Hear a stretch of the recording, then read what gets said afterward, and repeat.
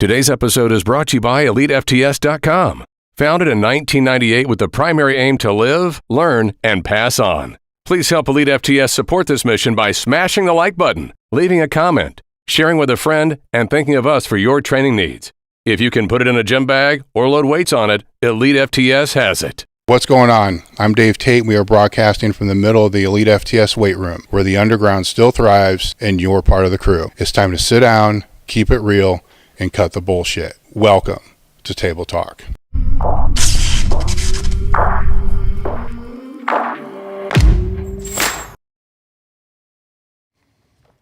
What's going on, guys? We are back with another episode of Table Talk. Want to throw a shout out to our main sponsor, which is elitefts.com. We extended our sale that we have running right now on bands, apparel, bars, and the SS Yoke Bar. Head over to elitefts.com. Use the code TABLETALK. You can save 10% off your first order. With that being said, I'm going to get right into the show. The other day, I actually had to listen to the intro of the shows that I've been doing. I can't stand listening to my own voice, by the way. So I'm listening to it. I'm like, man, I'm spending way too long on the introductions and way too long on the Merrick Health thing, which is lasting like 5 minutes. And so I'm going to try to shorten the introduction, right? Because I don't know if people care. And they can always go to this description to be able to see more. The guests today are Seth and Meana Albersworth, right? Yeah. Right? Nailed it. So I freaking nailed it. I've known both of them for a very long time. We won't say how long, but looking through your powerlifting stats, you guys have both been competing almost a decade. As soon as January turns. Yeah, in 2023, it'll be a decade. Yeah, it's pretty much a decade. And I believe your total still stands as number one in Canada and 132 and 14 here. I think it's changes a lot. 16 all time at the moment. Yeah. Yeah. And then you've totaled over 2,000, like 18 weight classes, right? Couple. The two most impressive things are you've competed in raw, single ply, multiply, and then even after the multiply came back down, and then competed in the raw. So you competed in all three disciplines, going up and back down, which gives you a little bit more unique perspective on some things that we're going to talk about. Absolutely. Well, and the single ply doesn't really count because I sucked at single ply. It still happened though, right? Yeah, I was there. He did it. Yep.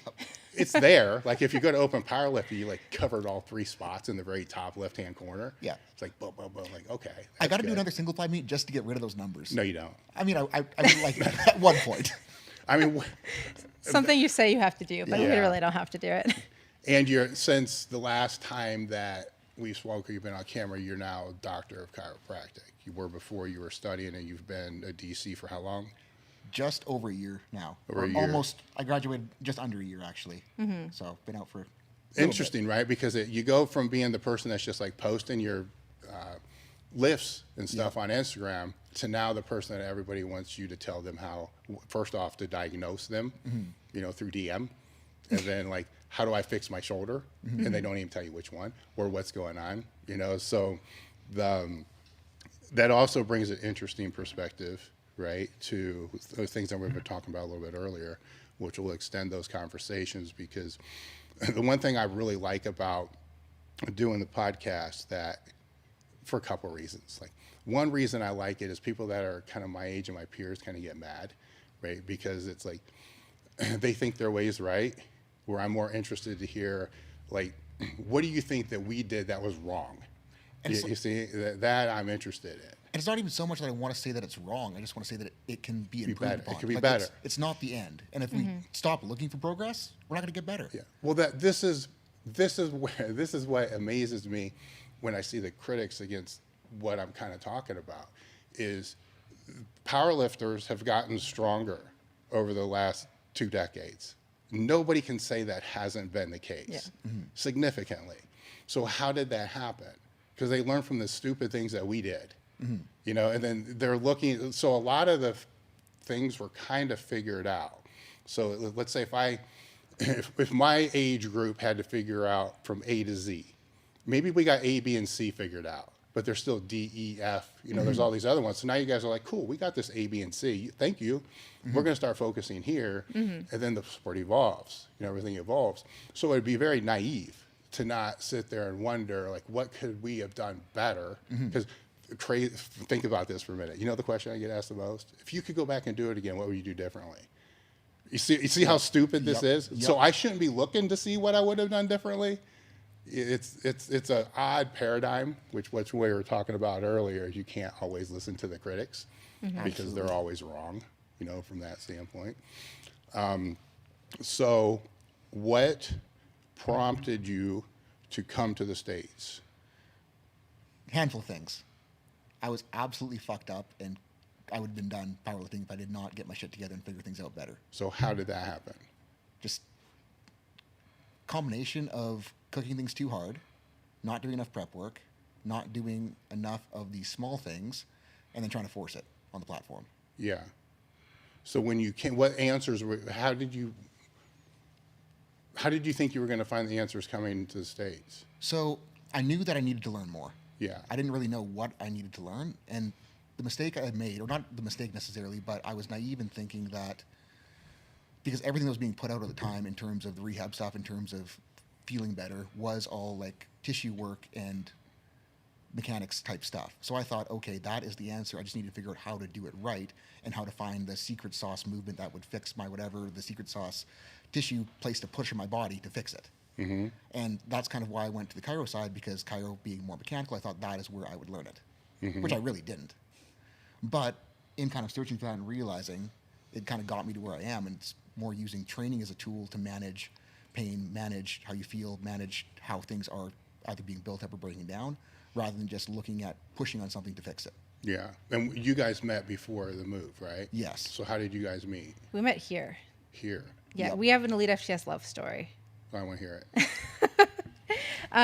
Well, initially, I first found out about him through Clint Darden, who was his coach at the time. This was probably, what, like 8 years ago? I was working with Clint 2012, 2013. Yeah. So that was, and he posted in, this is when I was an Elite FTS athlete, Clint posted in the group chat that he had this Canadian lifter. He was like, he's looking great, whatever. And I was like, oh, he's Canadian. I'm Canadian. I'll follow him. We were at two opposite sides of the country. I'm from Ottawa. He's from Alberta. And I just ended up kind of following him. And I think we like maybe exchanged like DMs like a year later or something like that. And then there was, I think it was the powerlifting seminar. Which one was it? the Uggs in 2016. It wasn't just an Uggs though. It was like The experience. the So it's powerlifting like a meet? experience. Yeah, Yeah, wow. exactly. So we ended up meeting in person there. You stayed for the Uggs the next day. Mm-hmm. And then from there, we just kind of like kept exchanging DMs. And I think it was maybe like 4 years after that. It was not for. How long ago was it after It that? was the next year when my knee went. Yeah. He reached out to me. He's like, I need a babysitter. I need someone to make sure that I don't do anything stupid in my training. So like I wrote out his training program.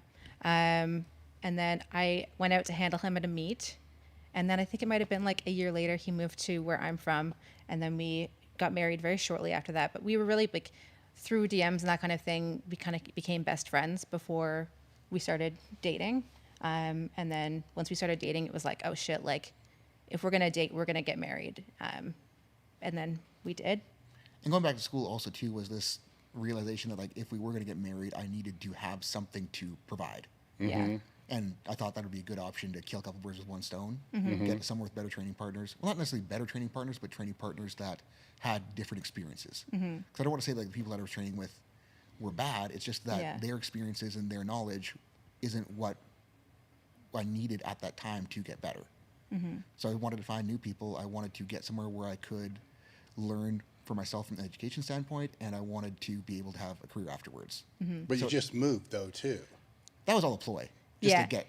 Yeah. So it was the move to get her Yeah. to get married, then say, look, let's go to the States. Yeah, let's do something. Yeah, pretty much. Yeah. Did you know that ploy was in play? No. So then Maybe what? somewhere like deep in the back of my brain, I was like, oh, maybe.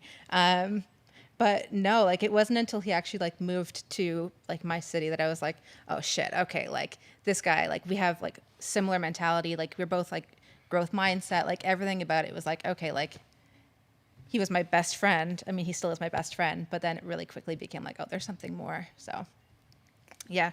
What the conversation looked like, and in moving to the States, right? Because you're not U.S. citizens, so No. how are you going to pay the bills? How are you going to live? I mean, that has to be part of this conversation, right? Because you're like, okay, we're going to go be broke as fuck. Yeah. Well, another mistake that we kind of made, we were like, let's just get student loans, Yeah. Okay. which, I mean, it worked Yeah. for a little bit, but then it's like, we needed more, we needed to figure something Yeah. out better. It was also kind of like the idea of like, he's like, oh, well, I'm going to go to chiropractic. Like, I want to do something that is going to make us enough money to be able to like pay back the student loans and make a decent living after school.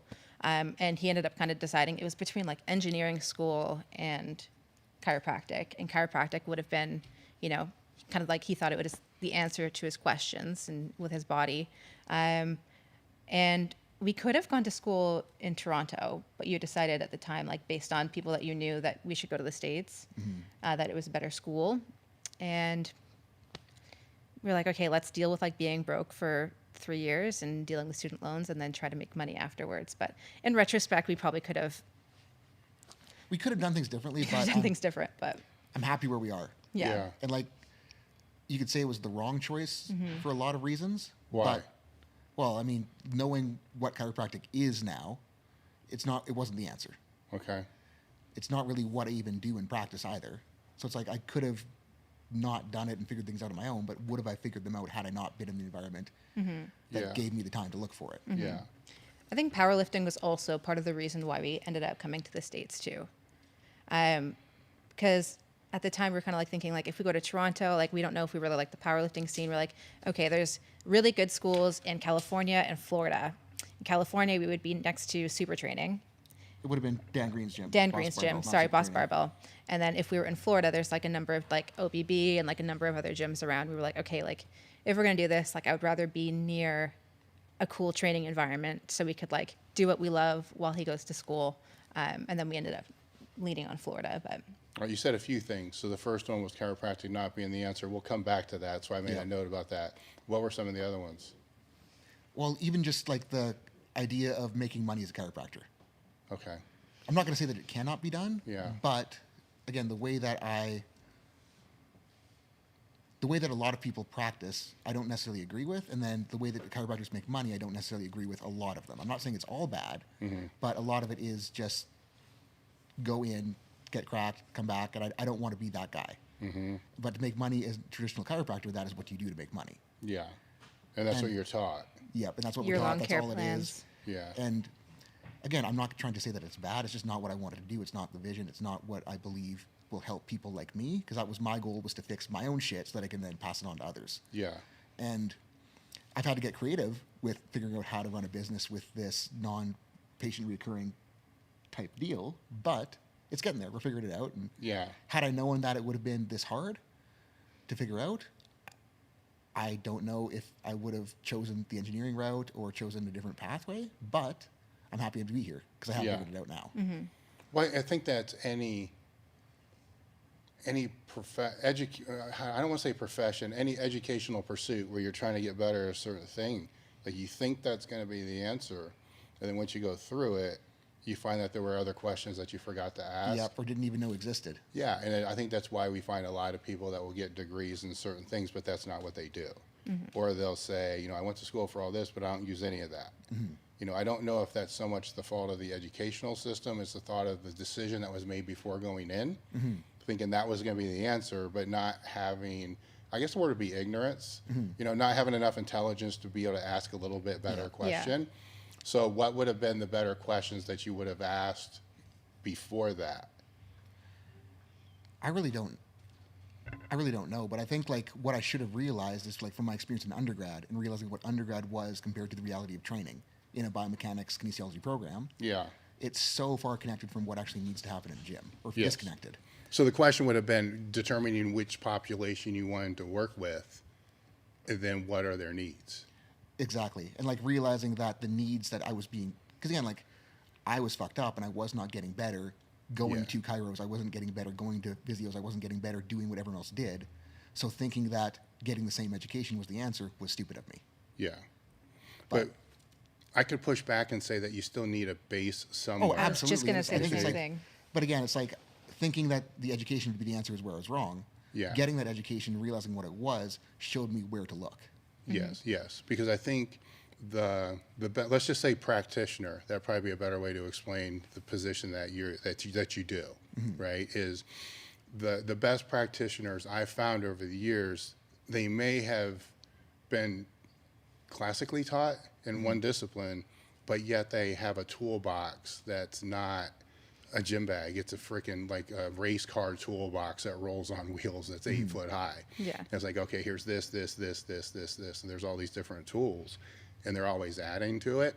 Where every time I've seen the traditional practitioner that you're talking about, it's like, bam, bam, okay, we'll see you. Like, What happened? What are we going to do about this?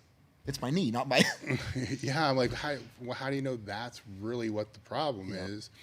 And it's a very open field with opportunity, because when you're on the side that you were on, or the side that basically I have lived on my whole life, there has to be an answer, but I don't have the time to go see the MET guy, the ART guy, the physio, the chiropractor, the strength coach, the movement person, and then they're all saying different shit, and it's like, fuck, it's just, let's start somewhere. But very few people have the practitioner skills in multiple disciplines to provide a good starting point for meatheads. So it's just for a better, for the classic person, yeah, probably. So And again, like, I don't want to like talk down on chiropractic either, because for the person that isn't me or isn't you or isn't Meana, if they feel jacked up, they can go get their back cracked and they'll feel better. yes, And again, like, that's good for them, because again, they're not going to, or a lot of them won't want to do something for themselves. Or they won't want to train, or they won't want to go through that. So it is a valid option for that person. It's just not the valid option, or not the best option for us. well, I think that's what you learn. That is Gen Pop. Yep. Yeah. They're not going to do anything. No. And again, like, on my side, it's like I've had a lot of Gen Pop patients this year that I've had huge success with, because I got them to move and got them to train and got them to do stuff, but getting them to do stuff was very difficult. And that's not to say that it's impossible, but for someone that just wants to feel better, go see someone that'll just get you to feel better. How far were you into the training before you realized this? What do you mean? So how long did the chiropractic school? I mean, granted, it's how much time you can put in and how you can afford to pay. How it was 3 years, 2 years? 3.25 years. So 3.25 years. How long was it? Like after a year, where you're like, fuck, I probably shouldn't have done this, but I'm gonna finish it. It was, so Cole is my little brother. He is a year and a half behind me. And it was like 6 months before he showed up where I kind of realized that I was kind of starting to talk to him. He was questioning it. And then like, it was kind of right when he got here when I was like, yeah, this wasn't what I thought it was going to be. Yeah. Which is kind of hard for him to go through it behind me, because he'd already committed to it. He already got the loans. He already signed up. He'd already. Oh, yeah.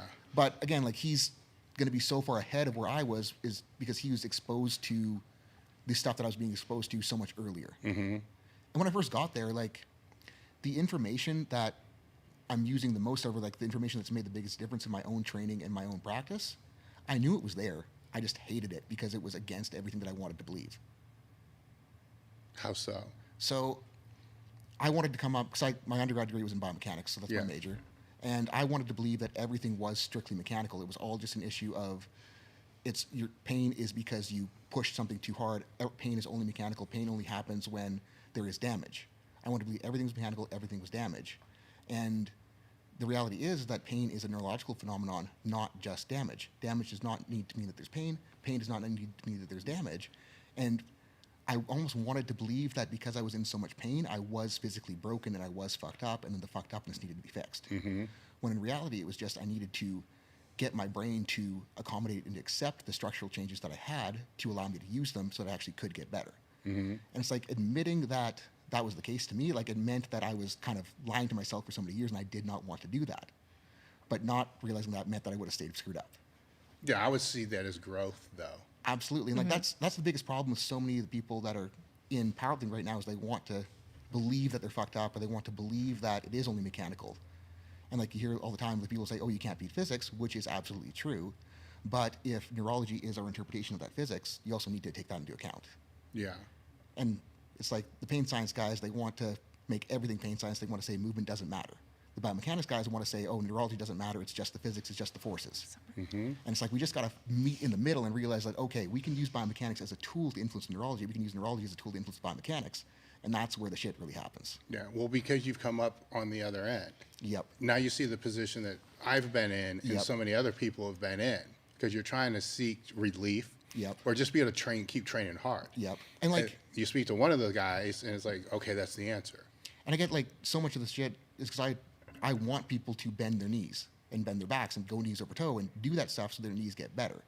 And 5 years ago when my knee was fucked up, I was terrified of that, and I thought that if I did that, my knee would get worse and my knee would just fall off, because that is what I was told. And from the biomechanics perspective, yes, going knees over toe puts more force into everything involved in the knee. But if we get that knee to work better there, the knee's going to work better. It's just a matter of not just being a dumbass and trying to go like sissy squat 500 pounds. I'm not going to do that. That's not the goal. The goal is to gradually progress and gradually be able to do more so that you can. So as he's going through this whole process and he's coming home bitching, right? So they're not all like, hey, this was a great day. He's coming home like, this is some bullshit. Yeah. You know, what's it like on that end? You know, you're like, okay, let's just get the hell out of here, or let's finish well, I was this. like, well, we've spent this much money. Yeah. we can't quit now. It's kind of my. She was so good at keeping me in it for the right reasons. Yeah. What are the right reasons? Yeah. Like realizing the mission, Which was figuring stuff out for myself and so that I could pass it on. Yeah. Yeah. And it's like, if she wasn't there reminding me that having a degree would be a tool to allow me to do that, Yeah. I would have quit. Yeah, because it's like now that he is a chiropractor, I can speak on this with authority. Exactly. Or some degree of authority, Yes. more than I would have if I was And if- just a meathead. well, you don't have to say I'm not a doctor. Yeah, Yeah, exactly. And if he went to chiropractic school for a year and then quit, it would be like, well, I did a year of chiropractic, but then it's like that wouldn't have merit to it. Yeah. And like with my undergrad, like I quit undergrad a lot of times. Yeah. And I didn't really want to do that again. Yeah.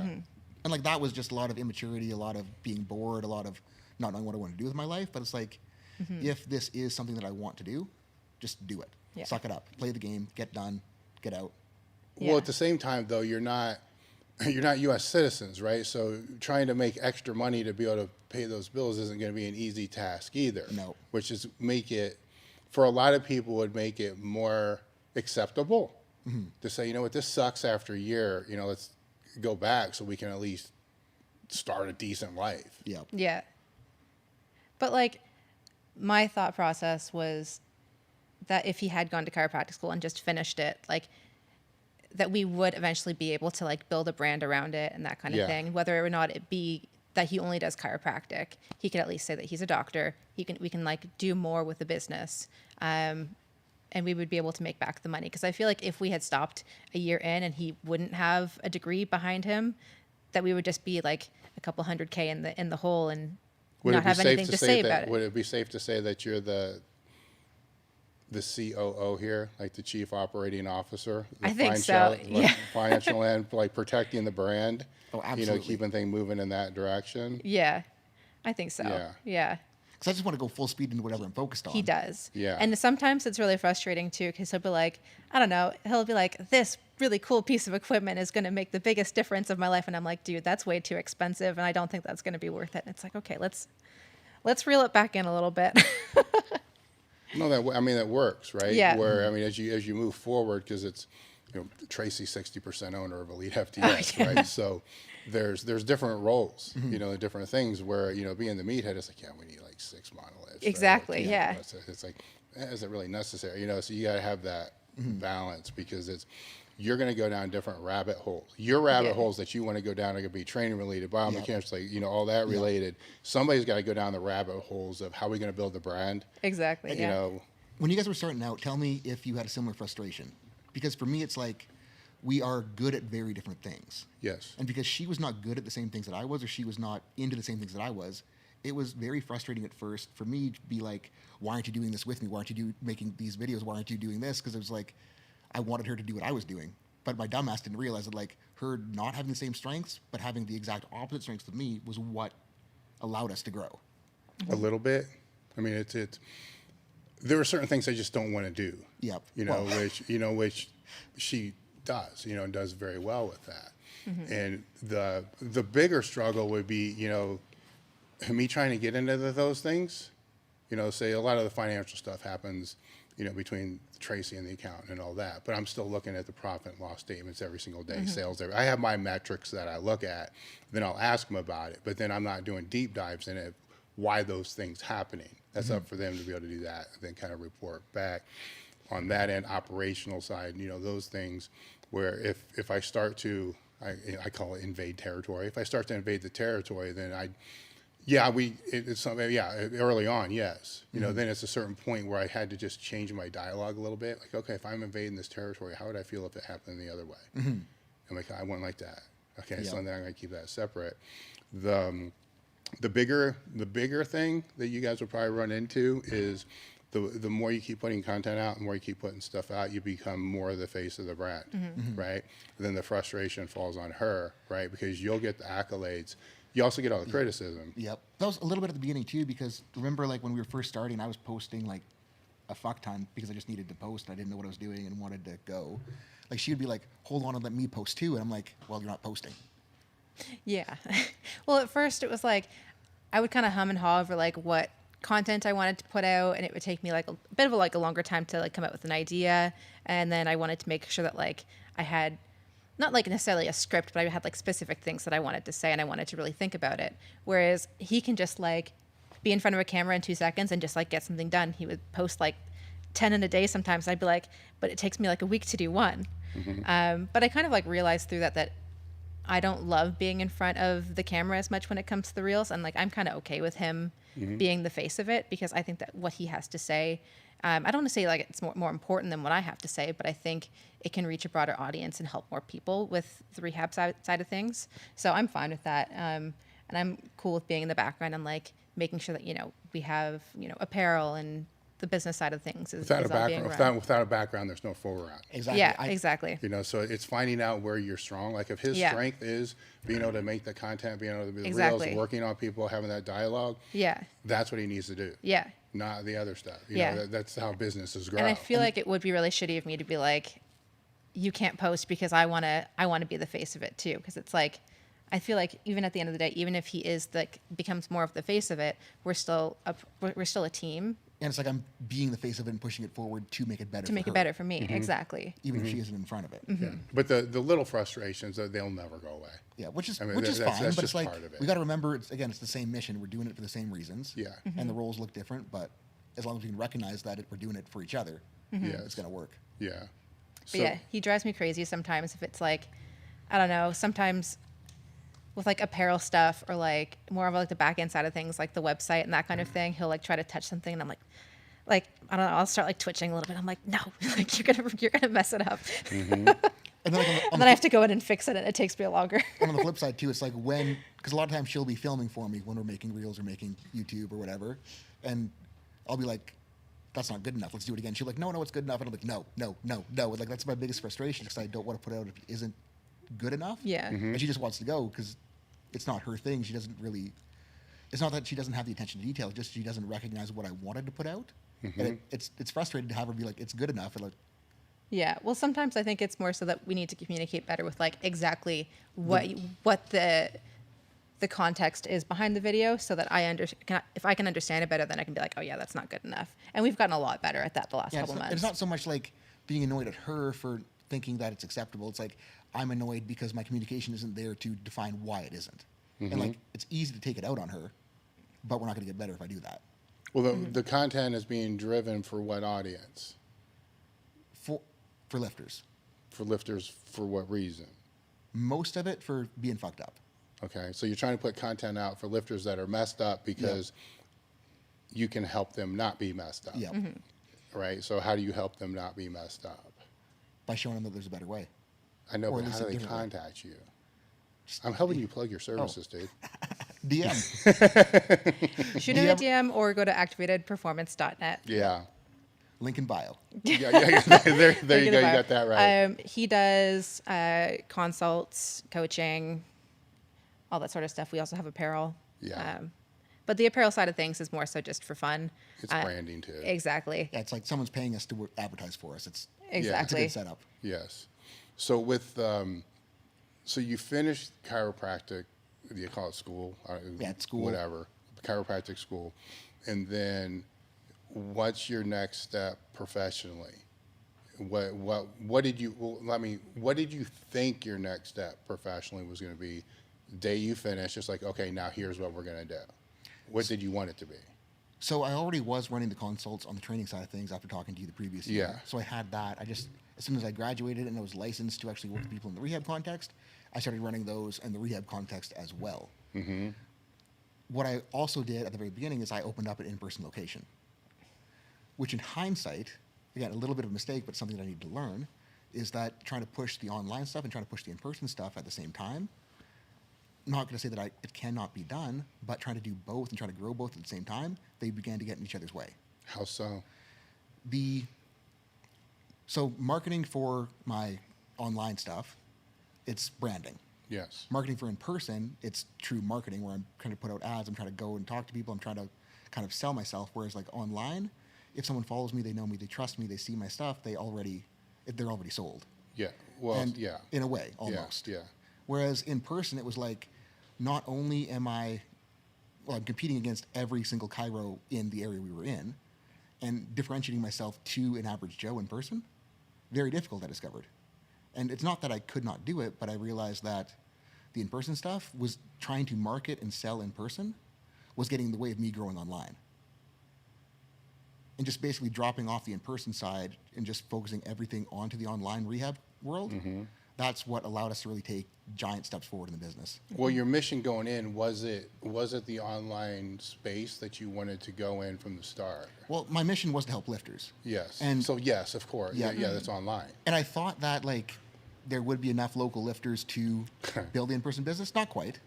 But online, it's like it's a giant sea of people. Like the reach is unlimited almost, and the competition is very, very low. So it was silly of me to be trying to push the in-person when I had that there right in front of me. Yeah.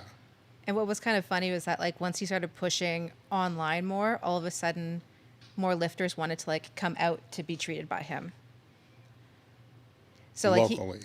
Not Not even locally. Like people driving 5-6 hours to come out in person, even though I offered online Okay. too. yeah. Yeah, I was going to say the local thing is one hurdle I could see if you're training at Globo Gym, right? Then you're offering those services, and the people who are training in, not Globo Gym don't want to feel like they're in trading on the other gym. So let's say you're talking serious lifters that, over intermediate and above. It's like, I can't go over there because they train at X, Y, and Z. So you're dealing with that little thing. Did you see that at all? Not really, because like in Florida, the community is pretty damn good. Okay. Like there's a lot of good gyms, but for the most part, everybody's buddies. Everyone wants to see people do well. Yeah. But I think a lot of it was that locally, at least, people are less understanding that it's different than what other people are doing. If that makes sense. Yeah, I'm trying. Yeah, it does. I'm just trying to wrap my head around how to better explain it. I think part of it too is that like the people that have been around us for the entire process through school, they kind of thought that they already knew everything that I did a little Yeah, bit. As well. yeah. So So it's harder to like buy into like we should pay for this service when we've already seen Seth for so many things for the years. I think that, and it could also be that if there's any kind of a group dynamic associated with the gym, say, man, my shoulder's fucked up. And then the person who had a fucked up shoulder is going to tell them what they need to do. Which is good, which is what I want because it's going to pass on. It's going to. If it's right. Well, yeah, to the point. Yeah, true enough. Sometimes their shoulder got better just because in 6 weeks it just got better. Yep. It got better in despite of what they were doing, or in spite whatever. I get those mixed up, but it was going to get better no matter what. Yep. But they think that was the answer, so they tell everybody else. And then why should I spend the money if Jim Bro knows what to do? Yep. Where if you're online, most people probably don't train. Well, we already know this. Most people don't train in any kind of group dynamic, and they're probably not in a gym. They're probably in a home gym, and they can't walk up to the dude and say, hey, my neck's a little fucked up. Which I do. So, And like even in that case too, like if someone walked up to me in the gym and asked, it's like I'm still going to tell them what to do because I don't want to be the dick that says, "Oh, you have to pay me." yeah. Which I probably shouldn't be saying on this platform because I get 10,000 DMs about that. But Yeah. if I can help someone in 30 seconds, why not help them? Yeah. which again, like it does take away from that in-person business, but again, it's putting out the goodwill, it's building brand, it's building trust, it's showing people that I know what I'm talking about. Mm-hmm. That's something I kind of also had to accept in this first year is like, even though I am charging for service, I do need to put out and help as many people as I can just to get people to realize that it's worth doing. Of course. You know, each year that gets a little harder for people to figure out, right? And there's good and bad to the whole online thing, right? I can go on rants on each side of it, you know. But it becomes, there's now people that I'm speaking to that I've done podcasts with that actually only know powerlifting because their first time they ever did a powerlifting program was with an online coach. Mm-hmm. You know, they don't know really it without that. Mm-hmm. Where at that point, when I started to make that realization a couple of years ago, it's like, I can keep pushing against this all I want. I'm pushing against something that people don't even know what it is without it. Mm-hmm. You know, we ran into that issue when we were marketing Swiss, by the way, because we were trying to market the network aspect to people that have never been to a clinic or a conference, a seminar, a powerlifting meet. I mean, all their education has basically been done, you know, online or in a classroom. It's like, you don't know, man, it's awesome. You can the best shit happens in the hallways, and they don't even know what that is. Mm-hmm. So now if people are trying to market, it's going to be tough for gyms, right? If they're trying to market this experience to people that don't even know what that experience is without being able to anchor it somehow, you know, like kind of like your family reunion. You know what I'm saying? It's like you got to anchor it because they don't know. Mm-hmm. Where what's interesting is while you were going through your school, which just sounds so weird to say that because it's post-grad, you know what I'm saying? Yeah, it's like you already have degrees and shit. Is while you're going through that, you already kind of knew this. You know, so you knew that angle, which could have been part of the reason why a lot of the stuff you were looking at was like, no, because you knew it wasn't going to be able to apply in the way that you wanted to apply it. Mm-hmm. Does that make sense? Absolutely, I think so. And it's like, even too, like going into the in-person side of things, I only really went into the in-person side of things because I was told so much through school that you couldn't do it the way that I wanted to. So like I almost did it because I was told that I had to, but then like realizing that it didn't work and the other stuff was working better was almost like, it was empowering to realize like, okay, this can be done. Mm-hmm. I just had to prove it to myself that it could. Mm-hmm. And that, I mean, it took effort, it took time, it took eating shit, but, and I don't have it figured out either yet. I don't want to paint the picture like I have all the answers, but you're figuring it out pretty quickly. Yeah, we're not dead. Bills are paid. Yeah. Well, you're moving back to Canada right now. There's a big ass trailer sitting out there. Yeah. So. And like that's kind of like an ordeal too to get into because so many people are like, why are you giving up the States? Why are you giving up this when you could have stayed? Could you have though? I could have if I gave up everything I built business-wise. How so? So with the visa situation, again, it's more complicated than I'm going to get into, but you can have like your work visa where you're working for someone else. Mm-hmm. To work for someone else, I'd have to give up everything that we had built. Yes. Now, there is also the investor visa side of things, but the investment required to do that, we weren't at the level where we could do that right now this second when we had to get out of the country by the beginning of January. Mm-hmm. So it's like I work for someone else, I give it all up, or I go back, take a little bit of a hit, but keep building, keep doing what I want to do, keep on the mission. But your overall goal isn't to work for somebody else. Though. No. So like exactly. if I did that for 10 years, I'd be 10 years behind. Yeah, so you basically let somebody else kill your dream. Yep, which I ain't going to do at this point. Yeah. So I don't see how this is bad. No, it's not. But it's most of the conversations I'm having are like, why would you do that? But it's the people that don't see. Yeah. Well, they're also live here. True. The way I see it is like, okay, we gave up something good for the opportunity for something great. Yeah. But you also gave up the life that you had in Canada to be able to come here. Exactly. Which is, you see what I'm saying? So you're giving up a lot of security at that point, right? And it's like once you take a big risk and realize you're going to be okay, it's easier to take risks again and bet on yourself. Yeah. It's kind of just a continuation of that and like learning to trust that we can pull stuff off. Well, it's a global brand. Yep. You know, so if you're working with people in an online sphere, you can be anywhere. Yep, absolutely. So you know, that only makes sense. Yep. And it's like, even too, going back to Canada is exciting because like both of us, when we left, we were burnt out on it. We weren't thrilled living there. We were looking for a reason to leave, like just beyond the training, beyond needing education, because we were burnt out. And it's exciting to go back, not because we were burnt out, but just because we know that with everything we've done, we can do better. Well, if you go back and get burned out again, how long do you have to stay before you can come back? Well, but I think like it'll be a good challenge to like see, because I want to believe that we've grown like as individuals and together. It'll be a good test to see if that was actually real. I think part of the reason why we were burnt out was because we felt like we kind of like maxed out on our potential there. And that was one of the reasons why he ended up going back to school. Is like, okay, well, like let's see what we can do to increase our potential. And we've done that. And I feel like too, like us believing that we maxed out our potential in Canada, we were bullshitting ourselves. Yeah. But we've broken that belief. Yeah. And now we're able to just, again, talking out of my ass because we haven't done it yet, but. Well, take all the education that you're getting and all the experience that you have in helping the people online, and then your own total, right, is improving. Yep. So obviously whatever you were learning during that time period, it's helping. Did what you were, let's forget all this other stuff and let's just go to the real reason. You're a meathead and you want to get stronger. Yep. And you were looking for ways to be able to get stronger, and everything else is secondary. Yeah. Well, that worked. Absolutely. Right? Because you started to find those answers, you got stronger. Yes, you're still going to get injuries, but you're overall accomplished what the original goal was, to be able to figure this out so you don't have to retire because you're so freaking beat up. We actually went on to hit bigger numbers, right? So it worked. And like, that's funny to think about like that too, like admitting that I went back to school for selfish reasons.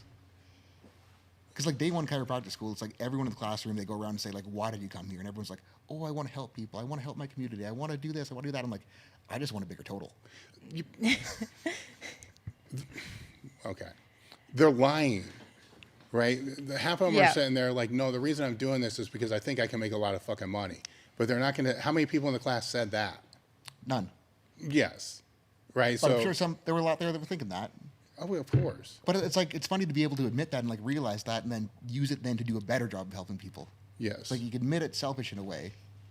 It then becomes easier to pass it on. Yeah. So once you started that whole process from your training side, right? So you go from a point to where you're falling apart, right? And contemplating probably not powerlifting again. Like you have to make some change because you knew going forward was going to be in the wrong direction.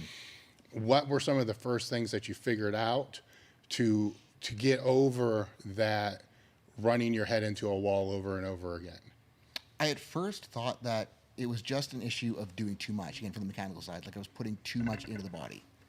So once I got to the needed point where it would work again, I was very cautious in not doing too much. Then Define too much for people who aren't going to know what we're talking about. So like just take on max effort day conjugate, like I would go to 10 RPE grinder every single workout, no matter what. No matter what hurt, no matter what I had to do, I'd be, popping pentazan, shooting pentazan, DMSO everywhere, duct tape, just to hit that grinder. Yeah. Like I thought that was the entire reason, that was the only issue I had to get rid of in order to move forward. And it did work. I did hit some big totals. I hit my first 2,000-pound raw, just kind of not being stupid on my heavy work. But then I started to catch more dings. They weren't as big of dings, but I was getting little twinges, little tweaks here and there. And I kind of realized that was because I wasn't doing enough supportive work. So it's like, on one end, I was doing too much. That was just ripping my shit apart. On the other end, I wasn't doing enough supportive work to build up the resiliency so that I could handle bigger weights when it was time to handle bigger weights. Give me an example of supportive work. We'll go deeper into it, but say for the squat, what's some supportive work you had to do? The one that really got my head thinking on this is that when Dan Bell first moved to Daytona, something he was on me about all the time was like me coming from multi, coming from conjugate, I would hammer the fuck out of my hamstrings all the time. And he kind of had me convinced that I was doing too much ham work as a raw squatter. I didn't need it. But then as soon as I stopped doing the ham work, my hamstrings started tearing. Not big tears, but just little ones here and there, little twinges, little tweaks, little things that would get in the way for a couple of weeks but weren't a major issue. And it kind of hit me. It's like, the hamstring work I was doing was probably helping my hamstrings stay in one piece. I should bring that back. Bring it back, the hamstring tweaks start going away, start looking more into like the why this is happening, and you realize that all the high rep work is building tissue tolerance. And I started kind of thinking, having that wheel spinning, because I tore both pecs in 2015, 2016 for different reasons, but I'd always had like where the scar tissue had balled up, it was always popping, and just, it would suck all the time. And I kind of took what I learned from the hamstrings and went, maybe I need to do similar for my pecs. And in doing similar for my pecs, it's like the pec tweaks stopped happening. And what did you do to get this to stop happening? I just trained my pecs. How so? So, well, like, I'm sure you've heard it a lot too. Like, pecs need to be protected. We shouldn't overload them. We shouldn't do too much work at the bottom end. I just started doing bottom end range pec work, not heavy, but at a rate that I could handle it, and then trying to get it better over time. So when I did it for myself, I started on an assisted dip machine, and I just like full stack assisted dips and just trying to go as far as I could down, and then I would just try to get a little bit more range week to week to week, and once I could get to a good range, I'd take weight off the assistants. And I just kind of did that for a number of weeks until I could do full range dips on my own for like the first time that I could in like 8 years. Yeah. Because I just hadn't been able to do it for so long just because my pecs were shitty and I wasn't doing anything for it. And I kind of like realized in my own practice that like maybe a dip isn't the best way to do it. Maybe we could start with a fly and just make it a little bit lighter, a little bit more controlled, a little bit less of a sketchy movement to start someone out with and build them up that way. And it's like, if we avoid loading a tissue, that tissue is going to get less good at handling load. And when I was avoiding my pecs, it's like they felt good until it became time that I needed to use a pec to ground at a bench. And then as soon as I needed to use it, it would pop. Yeah. So getting the thing to actually be strong enough so that I could use it, that was the solution. Yeah, I went through the same thing with my pecs, especially after when it had to be repaired. I mean, the first time it pops, you think you retore it. Yep. Like, oh shit, this sucks. And then oh, you just tore scar tissue. I'm like, well, what does that even mean? Like, what is that? I understand what's happening, but the way they were explaining it was kind of wrong. Like, well, you got a scab and you just like pop the scab. Not quite. Like, Well, yeah, kind of. Well, the scar tissue should be stronger than regular tissue. That's the point. But so it would keep happening. And then it almost got to a point where I just accepted, like, this is going to happen. I just hope to God it doesn't happen 2 weeks before meet, because it would take 3 weeks, to kind of get around it. And then I kind of figured it out, what I had to do for the solution for that, which is different exercise, but kind of the same thing. For me, it's like, okay, I have to strengthen this end range, even though it feels awful because there's no strength because it's not attached. So I did ultra high rep reverse band press. So the bar would be like 0. So a green band, 95 pound just floats. I trained myself to be able to do 100 reps, and I called it without contraction. Because if I flexed my tricep at the top, my triceps be burning so bad. After 50 or 60, I wouldn't get to the 100. That was one. The dip was kind of one, but it was more just the tolerance of a stretch. So where can I stretch at that bottom end, and then just kind of isometrically just hold it, but don't practice, none of the other stuff. Then over a period of time, it's like, holy shit, I can actually get down. It's stretching. Yep. So my goal was to lengthen the tissue, and then to strengthen the tissue, and then lo and behold, it quit popping. Yep. And I'm like, wow, this is cool, But for a long time, flies, I never embraced that because I was always scared of that one.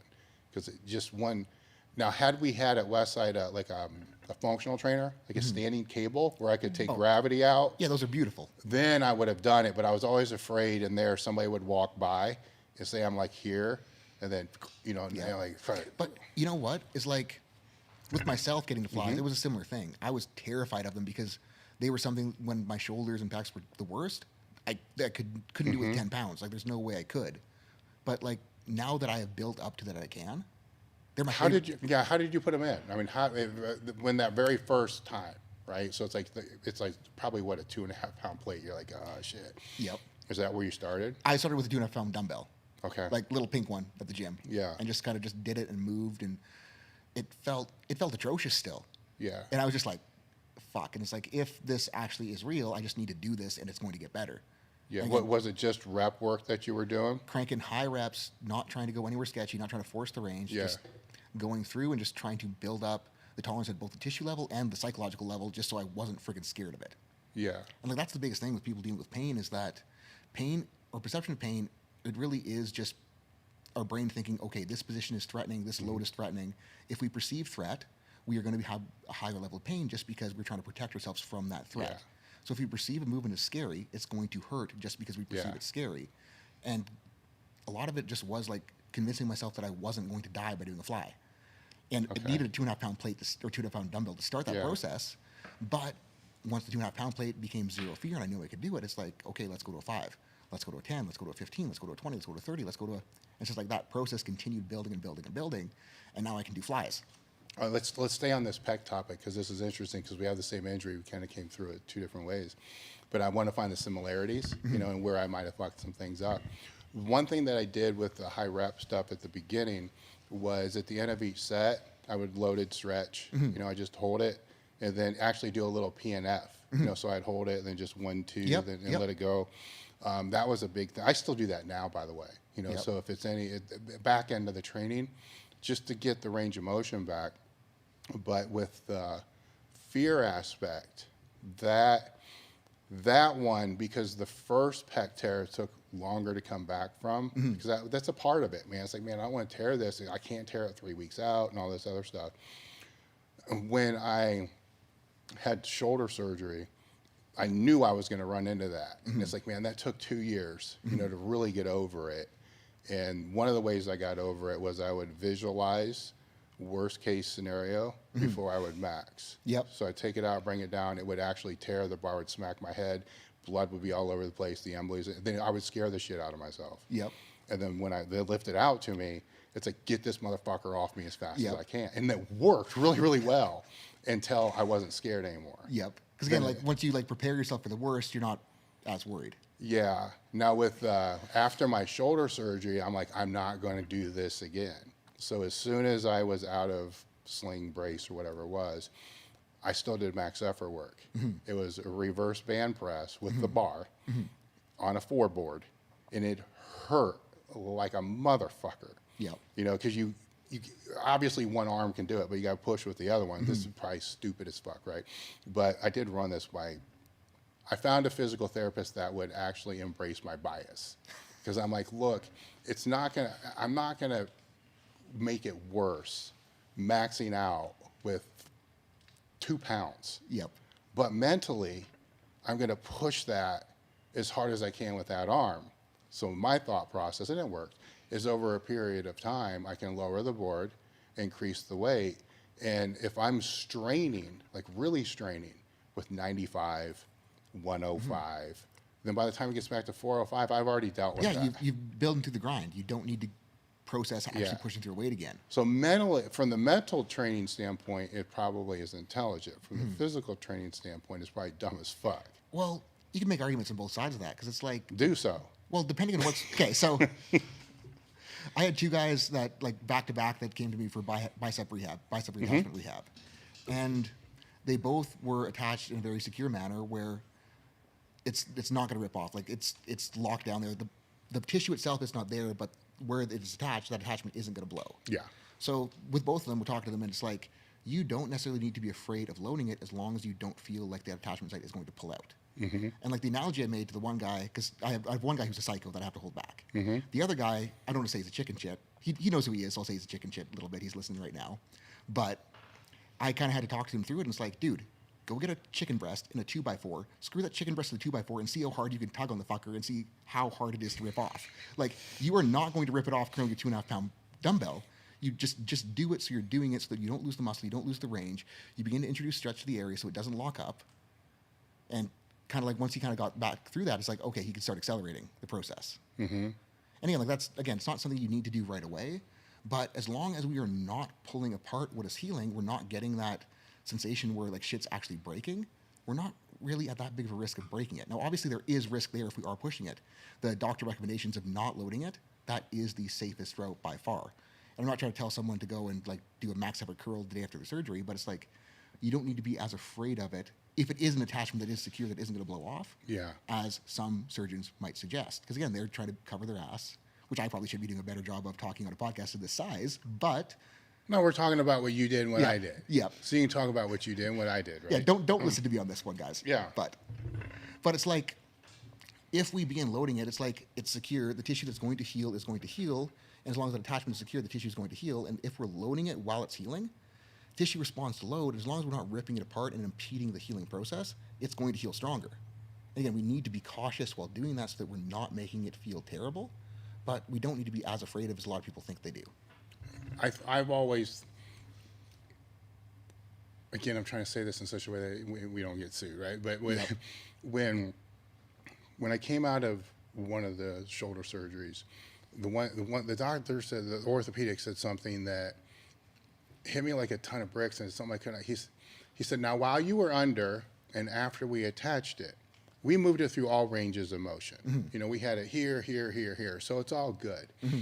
And then as soon as, you know, I get home, and this one was a little more aggressive, so there was a sling for like a day. Mm-hmm. He's like, get the range of motion back, and I said, well, why do I not have the range of motion if you moved it all around? And he says, well, it was immobile while we did the whole procedure. Then it's basically because the joint was immobile for a day, you know, with the sling, that's enough to be able to create all this. And then I'm like, mentally, I should not have to, you know, if you moved it, you see what I'm saying? If you moved it, then the inhibition is coming from my brain. Absolutely. That's how I was thinking it. So I'm just being a puss if I can't get full range of motion within 2 days. If you did this, it's my brain that's the problem. Now, that's not all true, right? But I mean, from the meathead understanding, it's true enough. Like, again, it's not going to be, it's obviously going to be subconscious rather than conscious, but it is just this inhibition that's going to be related to, like, you had something gnarly done to that shoulder. The proprioceptive mechanisms within the shoulder are going to be so screwed up that, of course, the subconscious is going to limit it. But the issue then becomes, we're just talking here. We're not giving advice, right? We're just talking here. Not giving. I'm going to make this right.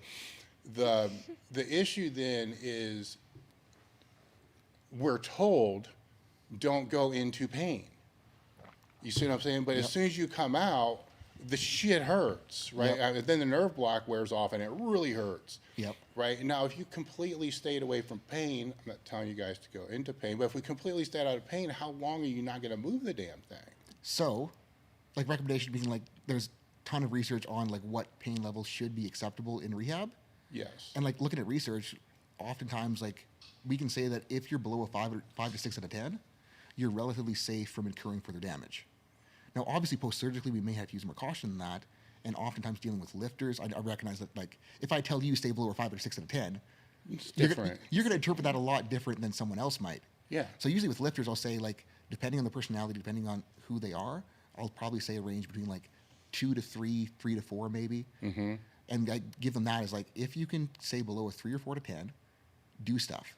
If you exceed that, that's when you know that you're going too far. If it feels worse afterwards, the next day, that's when you know you went too far and we just need to back off. Yeah. And as long as someone can do that, they're going to make progress and they're going to drive further forward on both the tissue side and the neurological side. And it's just like, it's wild to kind of think about, like, because again, like, post-surgically, you could hardly do anything. So, like, getting to that 2 out of 10, all you got to do is just, like, barely flex your bicep if it's a bicep, and you're going to be there. But sometimes it's 2 just immediately. Yep. But again, like, that's, like, another guy that had a... I mean, fuck, sitting here, most of my shit's a 2. Yeah. Yeah. But again, like, you should be able to equate that doesn't necessarily mean that it's bad. No. And, yeah, like, yeah. post-surgical, like, with reattachments, I'll get guys to, like, just very, very, very extremely lightly just contract it, just to get a contraction in that tissue, just so that it is doing something. Mm-hmm. And then I just say, like, go and contract as hard as you can until you get to a 2, and then back off. Mm-hmm. And then just do that over and over again until you can actually contract hard enough that something happens at the limb. And once you can do that, we can think about starting to try to move things. We can start loading. We can start doing more and more and more. But we got to get there. Again, it's like we're not going straight from surgery to trying to do a curl. We're building up to it so that they can tolerate it when we get there. Yes. No, I assume that you've heard him talk about this crap for years. Yeah. Okay, so now he gets hurt. Does he do what he actually says? Or does he do... No, I'm asking her. No, I'm not asking you. Like, what? Or does he go back into meathead mode? I will say his last injury where he hurt himself squatting, he did a really good job of following his own advice, and I think that's the reason why he is doing so well with where he is right now. How did you make that happen? Because it wasn't always that way, and I'm sure there's that urge. So, well, this was the injury that got me to really figure this out and steal the process was the opposite side adductor magnus 2 years ago, last time we were here. So, like, this was the first injury I've had in over 2 years where I was like, okay, I get to do all this shit on myself and prove that it works. So I was just full send on doing everything perfect to get here. Mm-hmm. So you're talking adductors. I mean, people. Well, so like like, that kind okay, so adductor so everyone will say, oh, you hurt your adductor before, you hurt it again, you fucked up. And I'm like, Yeah. well, it's a totally different muscle, totally different actions. So Magnus is going to be a muscle that's going to be more like pushing the hip like down extension. It's going to help the glute. Whereas the longest, which is the main one that I ripped off this time around, is going to be more of a hip flexor, more of a kind of just purely pulling the leg in as well. So like they're different actions, different loading, and like, sorry, I'm losing my train of thought here. Well, anyhow, I'm just getting you to explain where it is so that people know where you're talking about. Yeah. This time around, I ripped my taint off. Yeah. Basically. Yes. So how was this time around different than the other time around? Because that's where you were going. Well, the other time around is like I was still afraid of using it right away. Just because I still kind of had that, like, I might make it worse. But this time around, I was like, okay, as long as I'm not making it feel terrible in the moment, I'm going to use it. And it's like, it took me a little bit, because like day one, I was in my feels. Like I was down on myself. Yeah. But it took like Cole and Meana kind of basically yelling at me like, hey, get on your shit, get back as quick as you can. And it just started out, I was like trying to do leg raises lying in bed. Obviously my leg could not lift up, but I was just trying to contract the stuff, trying to get something to move, and just kind of doing that until it felt at least okay doing that. And I was like, okay, let's start trying to like close my legs a little bit in bed. I just started doing that. And then by day 3, I was like up walking around okay. As soon as I was up walking around okay, I'm like, okay, let's try to do a really, really friggin' high box squat to see how that does. And it was like high, like it was terrible. Like it was basically, this is a high table. It was basically like that. But I was able to at least get a little bit of hip hinge. I was able to sit down and stand up. It was like, okay, let's just do sets of 100 on that sucker. Then we drop it down, and we do sets of 100. Then we drop it down, then we drop it down, drop it down. And then 2 days later, I was able to squat to depth. Okay, so going back to day 1, so you're laying in there. If you go to move, adduct. I gotta always go back. Add in, ab out. Right. So to adduct, and no, there's the pain threshold's too high. Yep. You're not just laying there. You're gonna start working the movement that you can do. Yep. Right. Right. I'm laying out kind of for people who would have, I don't want to say a minor pull, but non-surgical intervention type of injury. The process, the process that you did, right? Yep. The process that you did, kind of the same thing that I would do if something was hurt. Yep. Like we're gonna lay there, and be like, no, that's not there yet. This is anything around it, that's close. Yep. Then you build that. Yep. And then each day you build on that. Absolutely. It's like, in general, like as long as it's not life-threatening, as long as there's not red flags, as long as there's not something that we need to be concerned about on like a keeping the person alive standpoint, it's just really a matter of like looking at what do they want to do, what can they do right now, and how do we bridge that gap? Yeah. And again, like depending on where they are, you might have to start pretty damn small. Like me, when I literally could not get out of bed. Like I had to like get help to go pee because it was like day 1, my leg would not move. I still had to do something if I wanted to be able to use it. And it's like, obviously you can wait, but the longer you wait, the longer it's going to take. Yeah, the only time with all the shit that I've had, the only time I've ever waited is, and this happened with my second hip replacement, it happened with one of the groin things, is if I did start that movement, if it became more inflamed, it became bigger. Yeah, The swelling was more. And that's again like when I was talking about how like if it feels worse the next day, that's when you know you did too much. So scale back a little bit. Yeah, and those sucked, right? Because I know the answer is movement, but I also know you don't want it to inflame even more. Yeah. Because the goal is to get that shit out, and if all it's doing is making it worse and worse, and then you end up with a leg that's a balloon, and you can't do anything. Yep. And I don't know why. Well, the one I know why, but the other one I don't know why. With the second hip replacement, why? Because the first one was like, I'm like, I don't want to say normal, but I went on a cruise 4 weeks later. It's not like a big. The other one, I'm still in a recliner 4 weeks later, and my leg's like a blimp. Like, it's surgery.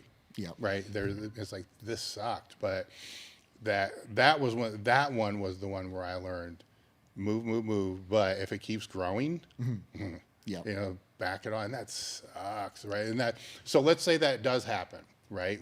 Now it keeps growing.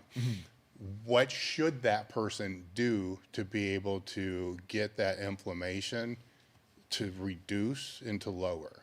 So stop 'Cause push. yeah, go ahead. Stop pushing so hard on what is pissing it off, Yeah. and then get more creative so that you can do something. Such as. So like, give me an example of like an injury to movement. So let's say it's a leg, right? So Yeah. it's any quad. It's a quad tear. Yeah. Quad tear. So like, again, so assuming it's not totally fucked up and they can do something with it, somewhere that if like doing a leg extension, just empty leg makes it worse, I'd get them to just start doing an isometric. So like just have their leg on the ground and just flex the quad and just Yeah. try to hold it up.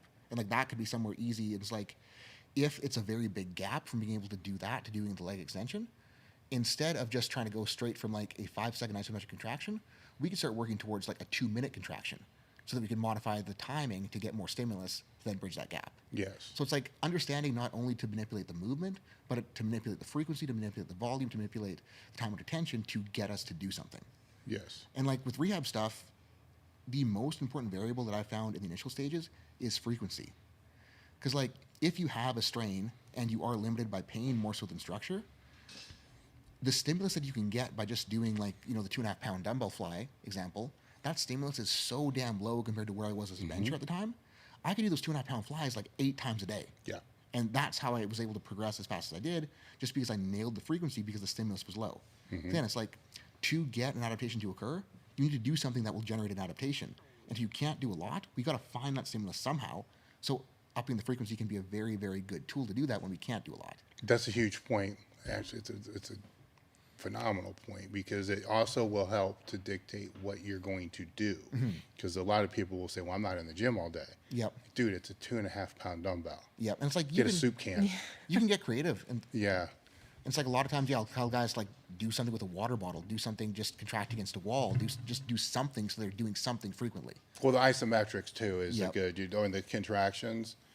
The other thing I found helpful too, if you're in that position, is keep in mind, most people, I'm going to say this directly to them, most of you guys aren't going to fucking listen and do this. So you should, right? Like they'll hear it, then they'll be in the position and they're just going to sit there and Netflix and chill for 2 days. To me, it's mind boggling. Like Yep. you're laying there, flex Yep. your fucking leg. Yep. But when you go from being normal human, let's say average steps of 1,500, 2,000 per day, kind of somewhat lazy, right? Right. I'm just going with like normal lazy medium, Yeah. like probably under 5,000. Now you're immobile.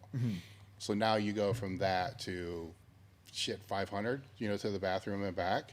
You're losing that circulation that they normally have. So if all you're doing is laying there on the couch waiting for this injury to heal, you're also not circulating to the same degree. So they should be moving. You know what I'm saying? Even if it's doing something. yes. As long as it's something, it will help them push forward. We'll expand on that. Expand on why they should do that. Have the I get it. It's easy, right? But I need a doctor to say. I wouldn't even say like the circulation thing is, well, obviously, muscles contracted, pumps the veins, blah, blah, Yes, blah, blah, yes, blah. yeah. Like that's important. But I would say that's even more important because if you aren't doing anything, you aren't doing anything to allow you to get back. So not only are you losing from the injury itself, but you're losing everywhere else. Okay. Yeah. And I think that's something that a lot of people miss out as well. And it's like, obviously, like we do want stuff to heal. We do want stuff to get better.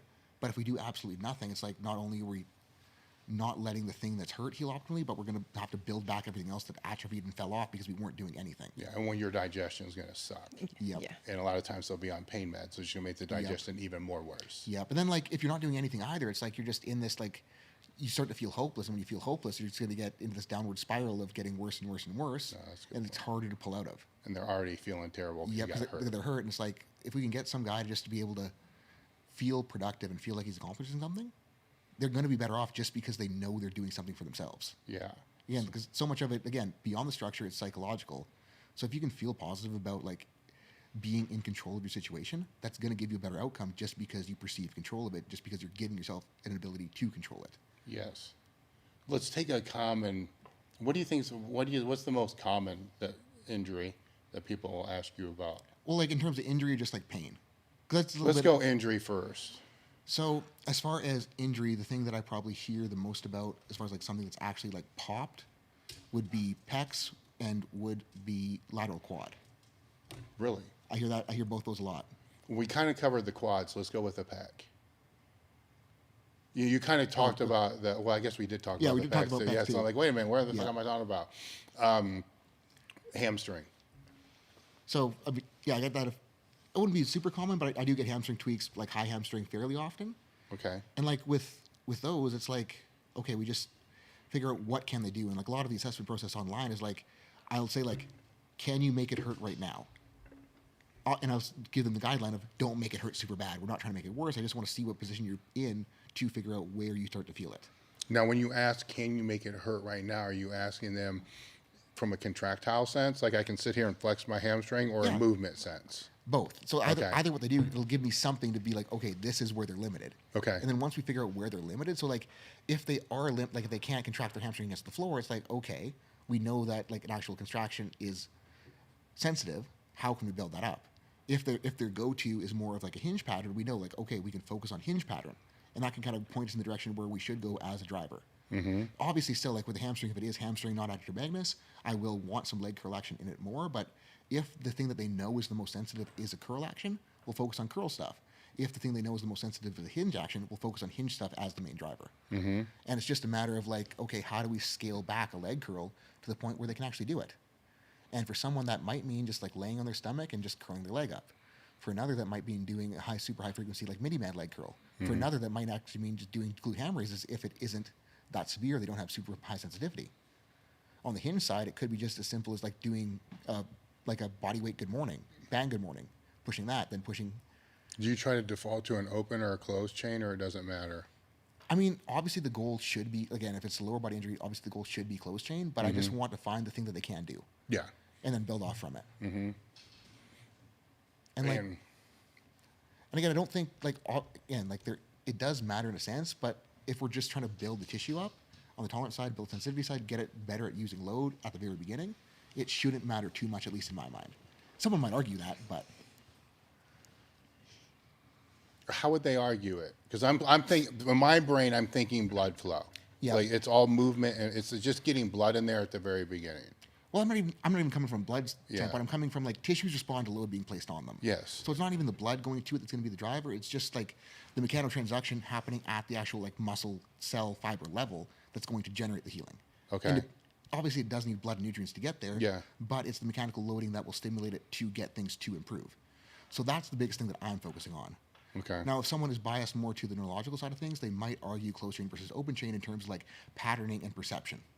And obviously that could be valid, but I figure if we tackle the tissue side on the strain first and tackle sensitivity with load first, then we can worry about the patterning a little bit further on when they're more capable of handling it. Yeah. If that makes sense. No, it makes sense. I mean, it's all going to be interweaved anyhow. Yep. At a certain point, it's Yeah. just what's the easiest first, right? Yeah. And again, like I just start with what do I know that they can do that will challenge the area that isn't going to piss it off? Yes. And once we figure that out, we can start there and then just keep pushing until they're back. Okay. For myself, what I've always looked at was not to that level because I don't know that level. It was mentally I have to have something because it's a step Yep. where if it didn't matter what it was, if it's something that I'm going to do 8 times a day, at least I'm on the first step. Where with other people that I've seen that would have injuries and bitch and complain about it, it's like they bitch and complain for a week, but they haven't taken any steps. With this adductor, like I've had so many people DM me being like, I lightly strain mine and I still can't do something with it. And they're like, how? And I'm like, you should see the motherfucking work I'm doing for this. Yes. Like it's a lot. Yep. But again, it's like, if you want something to improve quickly, get on it and it can improve quickly. And obviously there will be a limit to how much you can do, but as long as you're aware of that limit and you're not pushing past it, it's going to work. Well, that's where there's that big gap Yep. between what you got into this for in the first place, Yep. right? Because the normal practitioner is not going to have the person that's willing to actually do that. Yep. And that's the funnest part about being in this world is like I get guys that are almost exclusively willing to commit fully to getting better. I think they would be very surprised at how fast they can actually. Oh. I don't like the word fast, right? Yep. Because it makes like we're trying to hack something. Yep. But how soon they could come back. Well, the wildest thing is like, again, I had the 2 guys recently that came to me for bicep consults. One of them was a previous patient with a disc injury. Yeah. And the disc stuff is super, super hard to get someone to get over just because like everything can aggravate it. You're so limited at the beginning. But like he committed and figured it out on the disc side of things. And like now that he's doing a bicep reattachment, it's just like bang, bang, bang, bang, just because he understands the process and he's already gotten through it with a harder injury. That he's almost scaring me at the rate he's improving, which is super cool. But also it's also like, Is this a more experienced lifter? yeah, he's got a 1,800 total at 220, so he's a good lifter. So of like 5-6 years. I mean, Oh, 7, 8, I mean, even longer. He's been going longer because he started way back when. They took a couple years off, so yeah, he's been around. as messed up as this is going to sound, sometimes I wonder if they've been around for a long time. I don't want to say they become complacent, but they understand the process. Yeah. It's like, okay, here's the meat. You deal a little bit. Here's another meat, and it just becomes. And then boom, this happens. It's like, I got something. It's like a new goal. It like lights a fire because it's a new goal. Yeah, something to get over. Like I'm coming back from this thing. Yep. And so their motivation was already high. It goes to this other level. Yep. And it's like this fucker ain't gonna. And it's as weird as it's gonna sound. Sometimes I think it's needed because it pulls them back into what they really needed to have for Like- all this. Even like with my groin that I just did, like in a way, I'm going to say I needed this because I was at a point where like I started to feel invincible again, and I blew my groin off because I made a stupid choice on meat day. But you need to feel that way, right? In Don't a way, you think so? Well, I felt too invincible. Like I called the number on the bar because I was like, it's a number that I shouldn't have called based on the meat prep. How would you define invincible? Like I thought nothing bad could happen. Well, I know that, but I guess where I'm going is there can be the negative of feeling invincible because you're not going to take when you get hurt. Say your back gets jacked or your Yep. pec gets back, you're going to take extra time to make sure everything's tight. Yep. And then if you become too complacent, too invincible, Yep. then all of a sudden your pick becomes a little different. Your walkout's a little different. It's not with the same intent Yep. because it doesn't hurt. You see what I'm saying? Yeah. Well, that wasn't even so much this. It was like with me, I had a very bad meat prep just with Hurricane Ian hitting, gyms closing down, and all that for a few weeks. So I didn't really get to squat heavy the last 5 weeks of prep. Yeah. And meat day, I went in with the mindset of like, oh, I'm just going to see what's there meat day. I like the meat director. There's good prize money. I'm just going to go in and have fun and, just have a nice day. And then like warm-up started fucking flying. And I'm like, okay, I'm bumping up the opener to what I would have opened with had the meat prep went well. Opener fucking flew. I'm like, oh, it's on today. Put 766 on for my second. It fucking flew. And I look at Cole and like he looks back at me and I'm like, yeah. And he's like, yeah. And I'm like, okay, 804, let's go. And like in my mind, there was no way that could have went wrong because of how good I felt on that day. Mm-hmm. But looking back at the meat prep, the heaviest I squatted in training the last 5 weeks was a shitty 661. Like a shitty 661, just kind of due to the hurricane getting in the way, sleep being fucked up.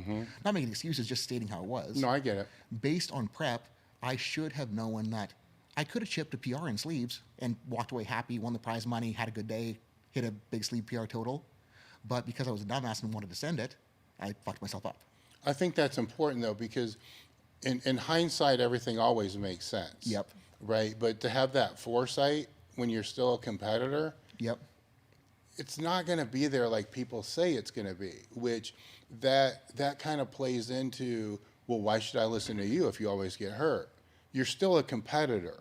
It's like- there's still two roles there. Yeah, and like I wanted to win. I wanted, Yeah. yeah. And if you see what I'm saying though, but Yeah. if you spent all of your time consumed with that foresight, Yep. you would suck as a lifter. Counterpoint to that, Yes. training with Dan Bell, something he says all the time is the reason he never gets hurt is because he's a pussy. This is Dan's words. Yes. And he kind of like wants to talk about it as like the positive because like whenever he feels sketchy, he just doesn't do it. That's a different mindset. Now we're dealing with personalities. Yep. You know what I'm saying? Where it's can't, But again, like I don't. I know some people that can never control that. And I'm kind of one of them where I struggle with that because it's like, if I ever think like, oh, this feels off, I'm like, am I just being a pussy? Do I need to just send it and go? And Within that, your voices, Yep. they're like, Yep. and that's, I think that gets better, over time. But at the same time, I think for a lot of people, I can say us, me, I'm the same way. For a lot, we wouldn't be of where we were without that. You see, Absolutely, so yep. it's, But what I'm saying is like in terms of like needing this one, it's like having this one go bad. I'm not going to say it's like a reason to be gun shy, but the next time around where something may seem too be good to be true, or something may seem like it may be too far on the risk side of things, Just chip a PR. Be happy with it. Oh yeah. I mean, definitely, you need to learn from Yeah, all like of those. I'm not saying not to learn from them, Yep. but that's that kind of tightrope, right? Where you got to learn how to walk that. Where it's weird because you'll have some people that you'll have those, like you're saying with Dan, that are on that side, but there's probably a lot of people who look at him and say, man, if he just put more into it, Yep. he'd be way stronger. But would have he gotten there had he? But the people that are saying that about him, they're biased on this side. Yep. Where there's a whole bunch of people that are biased on his side that are looking at these people saying, if they just calm the fuck down, Yep. they'd recover so much better, produce less cortisol, and probably make bigger gains. Yep. You see, Yep. And again, like I'll say, like in my own experience, like calming down a little bit has helped, but obviously it hasn't helped enough because I'm sitting here with a jacked up leg. maybe not. Yeah, but It's like I said, it's all in hindsight. But I think the key concept with what you do is to be able to understand both mindsets, because you got to balance that if you're trying to help somebody through an injury or if you're just trying to help them get stronger. Yep. You can't make them who they're not, right? and you got to just lean into who they are and try to coach that to the best that you can. Yeah. It's like, as far as like coaching lifters of different sides, it's like, it's almost more like it's more fun for me to have someone that's more on the timid side where I have to like fire them up all the time, because it's fun to get them to that point. Yes. On the flip side, where it's like someone where I have to calm down, it's less fun, but it's almost more rewarding to see the result pan out. Yes. And like accomplishing that is a little bit difficult, and it's like that's why it's hard to online coach well, because it's hard to do that from a distance. It's hard to do that with limited communication. I think that's like kind of the biggest downfall of how most people online coach. Yes. But that's kind of like where we're, as our brand, is trying to make that at least a little bit better in terms of like communication, in terms of like being able to give lifters enough time to actually learn what they need psychologically, and be able to not only like, because obviously like programming, so many people can program well, but it doesn't matter how well that program is written if the lifter does not implement it as intended. I think that that's the biggest struggle that I had personally when I was trying to coach in a similar way that, most people are, where they're just sending a program out, weekly check-in, blah, blah, blah, blah, blah, is that making sure that the lifter followed the program with the exact intent that I had. It didn't always happen. And again, that could have been an issue on my part of not having enough clarity in the program or not having that intent as expressly written, but kind of listening to your advice with the coaching and kind of going more on the extremely personal side, it's gotten way more fun and way more rewarding just because I can learn the person, because I can give them enough time to do it. We can actually figure out where their head is and what they need. Well, from the consulting side, there's more context. Yep. Where one, there's just no contact. Yep. Well, there's very, very limited. Yep. And again, I don't want to say like that all coaches that do that limited style are bad, because like she works with Trevor Jaffe, who I think is friggin' phenomenal, and he is by far the best person that does it that style. And like we have her working with him because he is good at what he does. We have enough of similar beliefs where I trust it, and I know that he's gonna take good care of her. Yeah. It's like it's not all bad, and like Trevor has it figured out. I just know that with my skill set and with what I'm good at, I'm better to go this direction. Well, I mean, you've been along this, you've trained in the same place, right? This whole time. So I don't want to say you're like this outsider looking in, because you're still, you're still competing, you're still training, you're just, everything's still doing you, right? Yeah. What have you learned in the time that you've been in that group there? Because you got a different perspective, right? You're shorter, so you're Yeah, people, look up at people, everyone. well, no, they kind of forget you're there, right? So you're there, but then they're just like talking like this and all that. Then you're sitting there, so you're observing things from a different perspective. Does that make sense? Yeah. So What have I learned? what have you learned, or let's go, what have you seen create a higher degree of success for the lifters that have been around the groups that you've been around? Like, what are common traits in those that, I'm not saying are breaking all-time world records, those that make better progress than others? I think the people who make the best progress are the people who ask questions and accept criticism, Who want criticism? who are like outwardly looking for it. I feel like those are the people who end up being the best in at least our gym. Because we've got people who, I don't want to say that they're like too scared to ask for help, but they'll kind of like, you know, if we've got a big group training together, they'll be kind of in the background, and like if someone like says like, you know, like I kind of saw this, they'll be kind of like, okay, whatever, and like kind of like walk away from it. But the people who are the best in our gym are the people who are like, how did that set look? What did you think? And are constantly looking for that critique. And those are the people who tend to do the best. It's that growth mindset. Then what's the ones that, because there's always come and goes. Yeah. Like what are the commonality? What are the factors that you see in them? Like you kind of know at this point, right? Like if somebody comes in, you know, within a couple sessions, they're not going to last. Yeah. What are the tells that you know? Because with this one, it doesn't matter because you're not going to mention any names. Yeah. But they're not going to be listening to it anyhow. Yeah. I think you can usually tell like the people who, again, like the people who don't ask questions, the people who don't really want to work in, they want to like stay to themselves. So, like they're very like kind of. Yeah, like, are they in it from the get-go? Yeah. Like, are they like jumping in to help spot someone? From day one? Exactly. Yeah. Like that's like if someone's new to the gym and they spot the squat crew on day one, They may not know that that's what they're supposed to do, though. They should, right? They should, Yeah. but like that's kind of like a sign. Like, okay, if a kid's in there, he's spotting on day one. He wants to be there. He wants to get better. He wants to contribute. Yeah. Yeah. And usually when people come into the gym, I feel like sometimes I'm like a Walmart greeter. And like as soon as they walk into the gym, like I'll like say like, hey, what's up? Like, where are you coming from? Or like, you know, ask them if they need a spot, ask them if they want me to run the mono hooks for them, like whatever it is. And like usually the people who are like, oh yeah, like for sure. And like they'll like right away like accept the help. I'm like, okay, cool. This person's going to be like in the gym for it. But the people who are kind of like, I don't know, they stay to themselves or like don't make an effort to be part of the crew. Like those are the people who just kind of tend to like fizzle out and like don't want to be a part of the culture. Mm-hmm. I find that the people who don't like make an effort to be a part of the culture end up kind of like fizzling out and not doing as well. Would you agree? For the most part, yeah. And like we were in a very, I don't say very unique situation, but a fairly unique situation in like today's powerlifting dynamic because we had a gym where people still did train as a crew. Mm-hmm. Mm-hmm. Even though like it was a bit weird because there were a lot of people who were coached by different coaches. Mm-hmm. We had a couple coaches in the gym that had different lifters, but we all found a way to make it work together. So like the squat days were on the same day. Yes, we all squat on the same day. And it's like if there were different variations, we'd either time it or we'd run different monos or we'd run different racks just so that everyone could get their stuff in. It's actually a really cool experience. Like if anyone is ever in Florida, if you go to Perfect Storm on a Sunday, we're doing our lower day. There's 3 monolifts, there's 3 deadlift platforms. Everyone is cueing each other. Everyone is running the mono of each other, lifting or bloating, spotting, that kind of thing. We're all helping each other out. And sometimes like you can see people come in on a Sunday.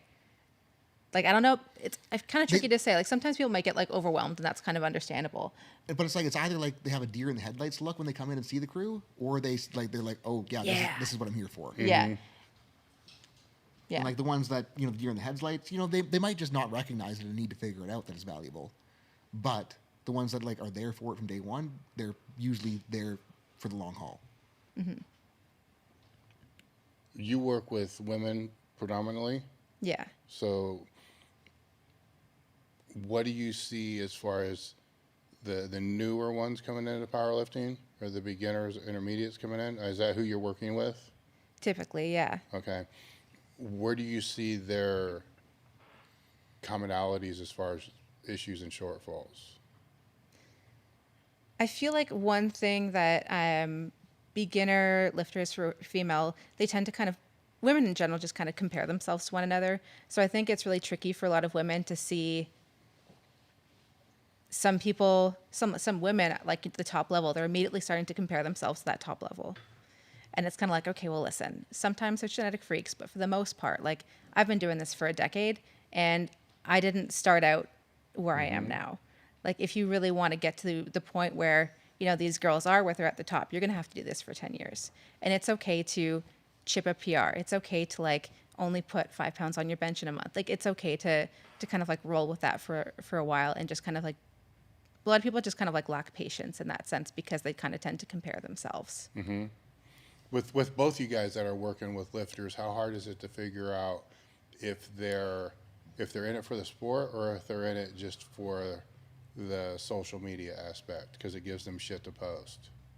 The reason I ask this has actually become a conversational topic over the last 6 months with a lot of people. It's like they're trying to figure out who their clients really are. I think that like a lot of our clients like come to us because of who we are. Yeah. It's like I'm super fortunate that like all of my guys and girls, like they're lifters. Yeah. So I haven't really ran into that where they're just like doing it to post because like they come to me because they want to solve a problem and get better.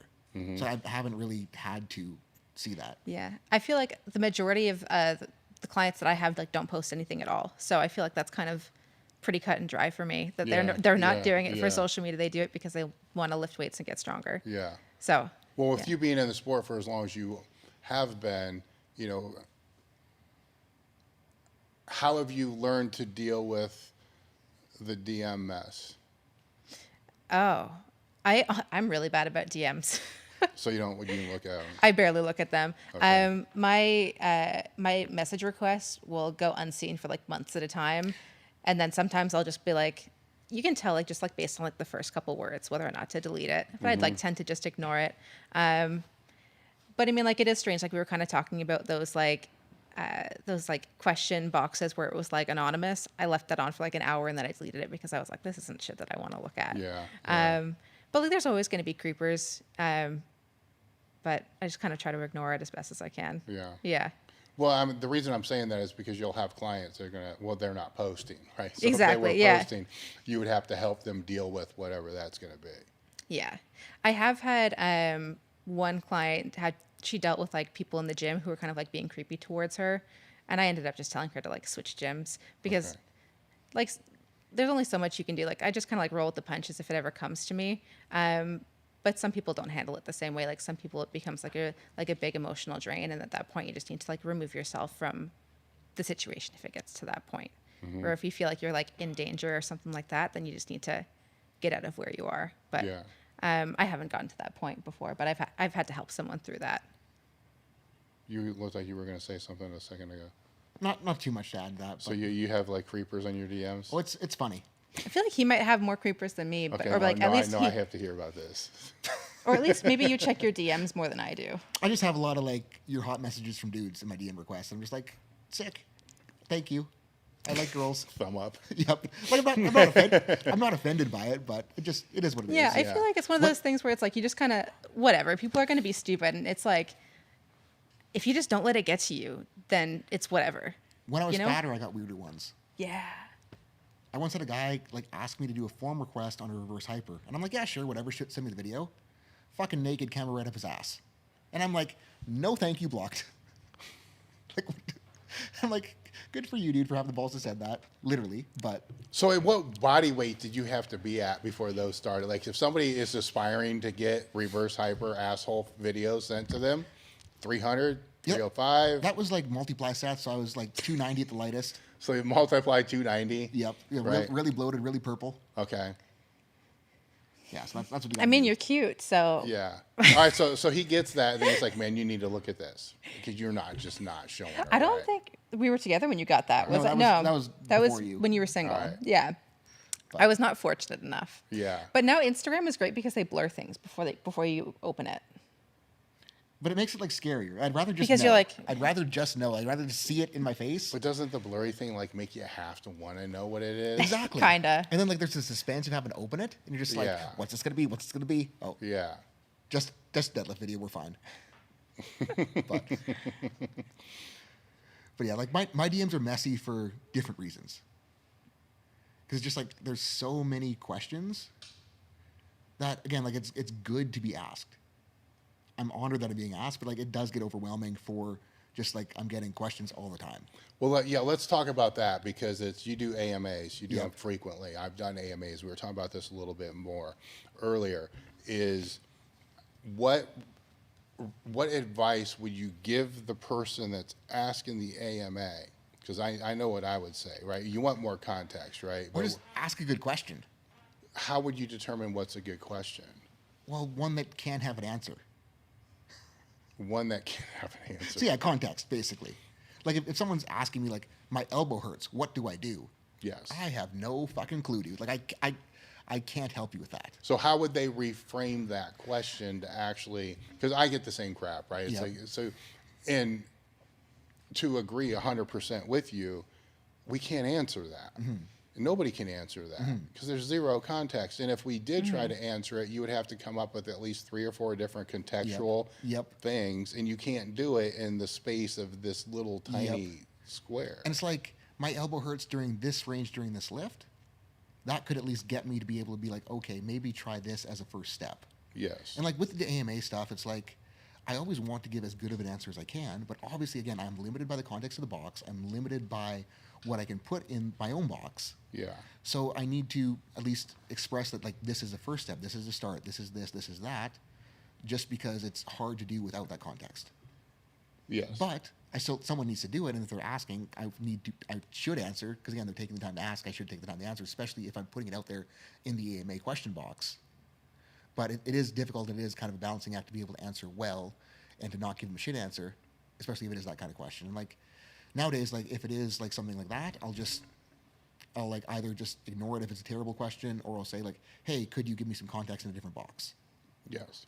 Well, sometimes because that was one thing sometimes people will spread it over 3 different posts. Yep. And then that's weird because which one do you answer it in? What I always do is I will screenshot the other ones, scribble out the name, and then like just pick one of the boxes.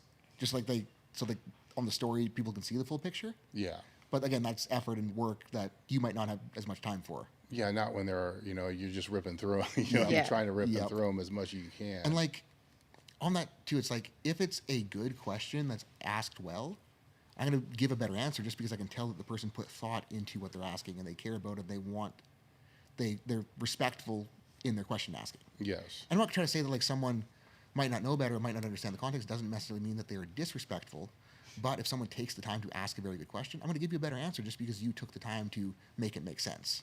The other thing I would put out there too is if you answer the question, or if I answer the question and I actually put a link to something, there's a reason why I linked the article. Yep. Like, go look at it. Learn. And I think they don't understand that for us to find that article for that question, we still had to open the browser on our phone. Yep. Find the article and then copy and I'm not saying that's a whole lot of work, but what I'm saying is we put in the effort to be able to find something that would give them more context. It's not like we have a notepad of all these article links sitting there just to copy and paste. Because I don't, because you don't know. And it's like, okay, pec tears, here's 3 articles on pec tears. Yep. And I think read it. Or the video, I think they just think that these things sometimes just get automatically answered. Yep. And sometimes you're spending a few minutes to go find this video or that video, or you might say, hey, go look at my Instagram reels from a few weeks ago.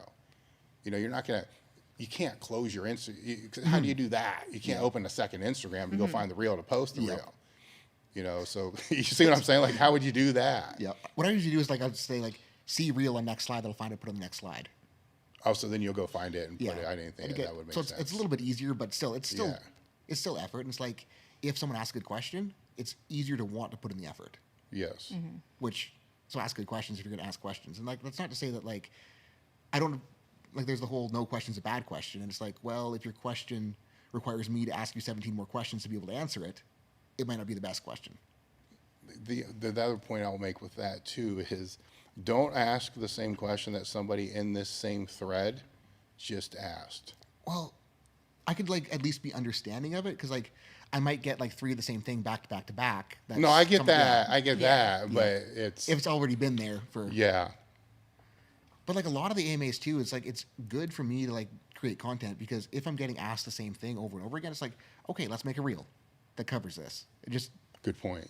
I think that's a lot of the reason why I do it because it's difficult to come up with good content ideas all the time. Yeah, that's going to get worse too. You keep doing it.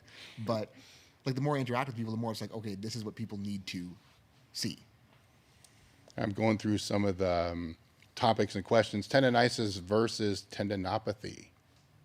So like itis as a word, like the root, like the tendon, so tendon, obviously tendonitis, that part of the word, that's referring to an acute inflammatory process. Yes. Which with what a lot of people call tendonitis it's not really acute inflammation. Like, yes, there's water retention in the matrix of the tendon, but there isn't really an inflammatory cell presence. So trying to treat it like a truly inflammatory issue really isn't what's going to solve it.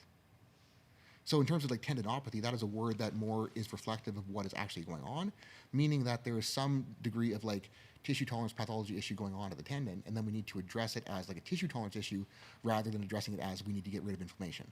So let's go contextual. So let's say it's a biceptal tendonitis or elbow issue. Yep. Okay. So what would be them treating it the wrong way?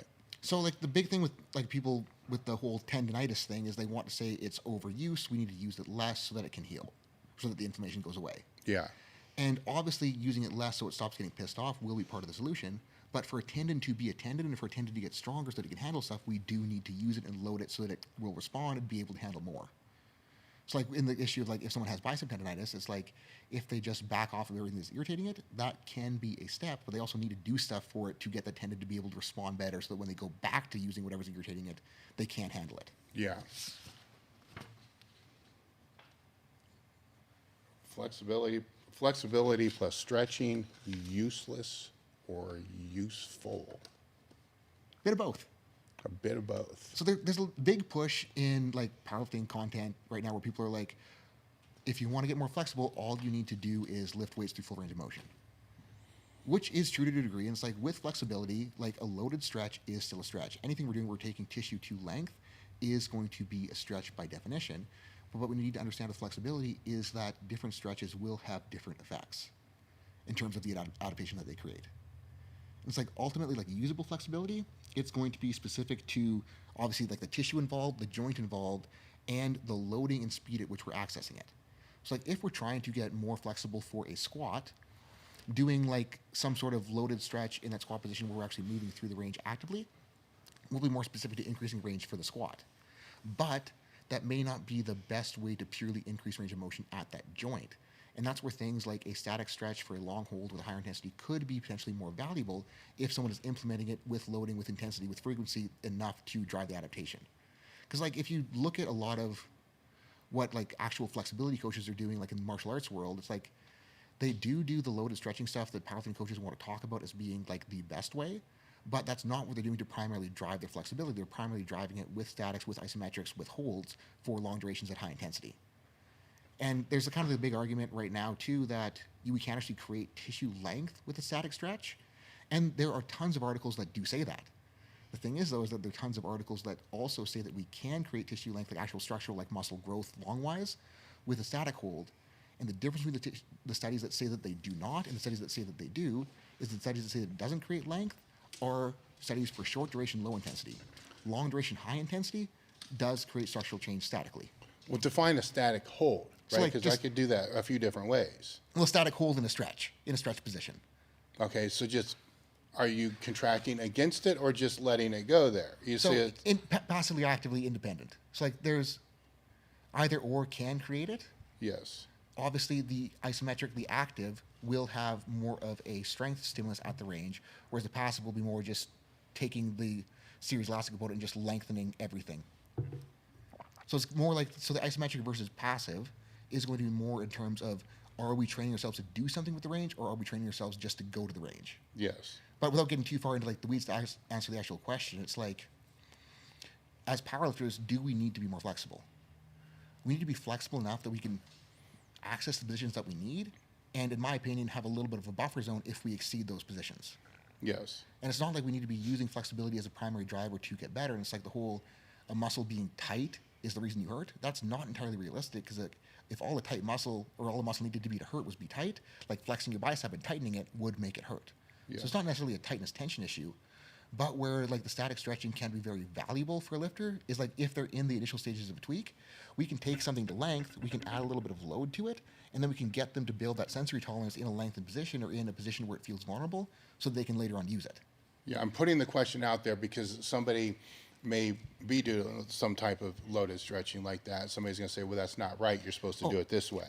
I love loaded stretching. I love static stretching. It's just we need to figure out like what can it be the best driver for, Yes. and when we should do it. And it's like if we're trying to build something more specific to a lift, obviously that's going to be like the loaded stretch, like the knees over toe guy, ATV Yeah. stuff.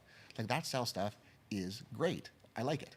I also like static stretching, but just for different reasons, different purposes, different applications. All right, so if you're at, because if you're at that end range, Yep. right, whatever it is, I'll use basically the PNF to be able to, Yep. get it longer. Pros and cons of doing that, because I could also just relax, bring Yep. it in and then just go back again. I'm So, just lazy as fuck. It's easier just to do it the other way. Or should that not be done? So like PNF being proprioceptive neuromuscular facilitation, you're basically just contracting in and out at Yeah. end range. Yeah. So like I just call that an isometric stretch just to say what it is, because we're just stretching with an isometric contraction. Yes. There's also FRC, which has their pails and rails, which is basically, PNF for nerds. Someone's gonna get mad at me saying that. What's But- the difference with that? Well, pails and rails is like progressive and regressive loading. So like you're like ramping up the contraction, like you're grading the contraction within the yeah. time Yeah, hold, yeah. rather than just holding a contraction. So it's just a little bit different intent Yeah. within it. I don't think it's gonna make that big of a difference. Yeah. But anyways, it's like if we're contracting it in range, that's gonna be able to carry better over to using it. Yes. If we're just going there, it's gonna carry better over to just going there. Well, if you're fucked up like me, there's a big difference between where that end range starts before I start doing that active contraction. It's a lot. Yeah, and a lot of that's just going to be like your perception of where that end range is psychologically in relation to what the muscles are telling the brain. So like by contracting there, it's like you're getting the brain to realize that, hey, we might be safe here because we can control it, so we can go further. Mm-hmm. And so that's where that can be something very valuable. On the flip side of that, it's like if someone's just like cranking in endlessly, there will be a point like on a joint with the shoulder where we potentially could acquire more range than the actual structural components of the shoulder can handle, and that might not be a good thing. But in general, for powerlifters, like I'm not going to get there because of everything else I'm doing as a powerlifter, so it's not going to hurt me. Yeah. For a gymnast, they might need to be aware of that. For like a baseball pitcher, they might need to be aware of that. But for a lifter, we're relatively safe. Like we're not going to fuck ourselves up by stretching, unless you do something stupid. Well, we do know a lot of lifters that can't get the shoulder or the elbow or lat position under the squat bar. Yep. So is that the shoulders? Is it the lats? Is it the elbow? Is it all of the above? It's all the above is probably Yeah. a lot of it, but a lot of times, like I did a video with Sheena on this the other day, it's like we got to consider shoulder blade position in relation to the rib cage. We got to consider rib cage position in relation to the midline. We got to consider arm position in relation to the shoulder. We got to consider elbow position in relation to the arm. And like by looking at someone and breaking it down and kind of just like seeing which one of those is lacking, we can figure out which one needs to be the most work.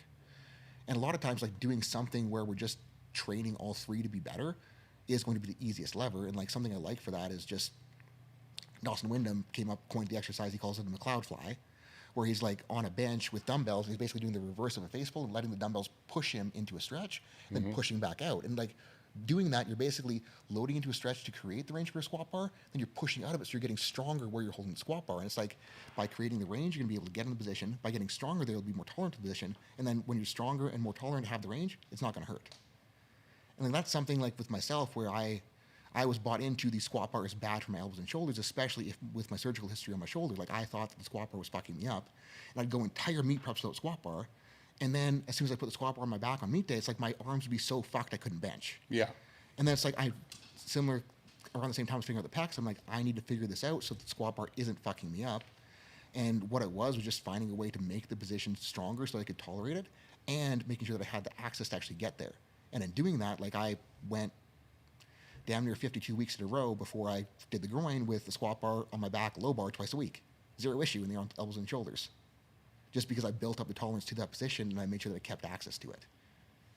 And something else we need to think about too with like holding a squat bar is that like day to day, this position is so far away from where we actually go in our range, so it shouldn't surprise us if we suck there.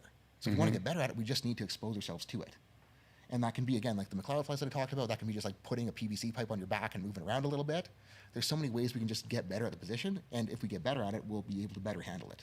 Yes. The other one here is that I just stuck out was corrective exercise versus correct exercise selection. So, like, yeah, corrective exercise is like... These are good. I don't know where these came from, but these are good. So, like, corrective exercise is like the idea that we are using like this little very reduced movement to solve a problem. And a lot of times, like, they're thinking about like, oh, it's the wrong pattern, oh, it's the wrong alignment, oh, it's this, oh, it's that. And sometimes it's like pattern, alignment, blah, blah, blah position can obviously influence our perception in a movement. It can obviously influence what we are kind of like perceiving the movement, where we're able to move, how things are being loaded. And it can be a good initial driver. But then it's like, the problem we really are trying to solve is obviously our sensory perception of the pain as well as tissue tolerance. And where those corrective exercises tend to fall short of is that they are not heavy enough to really drive the sensory adaptation that will replicate being under a heavy barbell, and they're also not heavy enough to drive the tissue tolerance that we need to be under a heavy barbell. So instead of like just thinking like corrective exercise, we need to think about like how can we scale what this corrective is trying to accomplish back towards what we're trying to do under a squat bar so that it actually carries over to the squat bar. Because like if you got a hurt low back, like you can do bird dogs all day, but unless you actually progress your way back to a squat or deadlift, you're not really going to get there. So it's like instead of like focusing on just doing bird dogs, let's think about how we can pick better exercises to scale up what a bird dog is doing to get back to a squat, get back to a deadlift. And what would that look like? I mean, for a lot of people, it could be just easy. Because like a bird dog, we're basically creating hip extension with a spine that's kind of having to stabilize against rotation, right? So easy one, if someone has balance, is a single leg RDL. It's basically a closed chain bird dog with load. And then once someone can do that on their own, they can add dumbbells, add a barbell, and like kind of progress that to infinity. Obviously, there will be a limit, but they can keep getting stronger, keep getting stronger, keep getting stronger. And once someone is strong at a single leg RDL, most of the time, like their back isn't going to bother them anymore just because they built up the tolerance, both sensory and structural. And again, that's a little bit too general because there might need to be intermediate steps depending on the person, depending on their balance, depending on their needs. But it's... No, but I think you make a good point because they'll look at those things, you know, but they won't look at how that's going to bridge to this. There's a gap. And that's what is missing in so much of the like regular chiro school, regular physical therapy school is they're educating to help a Gen Pop person get back to walking. And that's kind of where the education ends. And if we're doing something that is so far extreme from what Gen Pop is doing, it's not that like the Gen Pop exercises are necessarily bad. It's just that we need to find a way to scale things up to get to where we need to be. Yes. Again, it's like the little like the band jerk offs that people get for shoulders. It's great to get a shoulder moving if you have a rotator cuff strain or coming back post-surgically. That's a good first step. But to get back under a barbell, you will need to do more to get there. Yes. That brings up that reminds me of the face pull, right? Because it's a funny thing to me anymore, right? Where face pulls were like the go-to warm up, right? So you need to do face pulls because everybody's rear delt sucked in like a decade ago, right? So then I'll talk to people now if their upper back, rear delt, shoulders are checked up. It's like, well, what are you doing, you know, to warm up or face pulls? Well, how long have you been doing those? 8 years.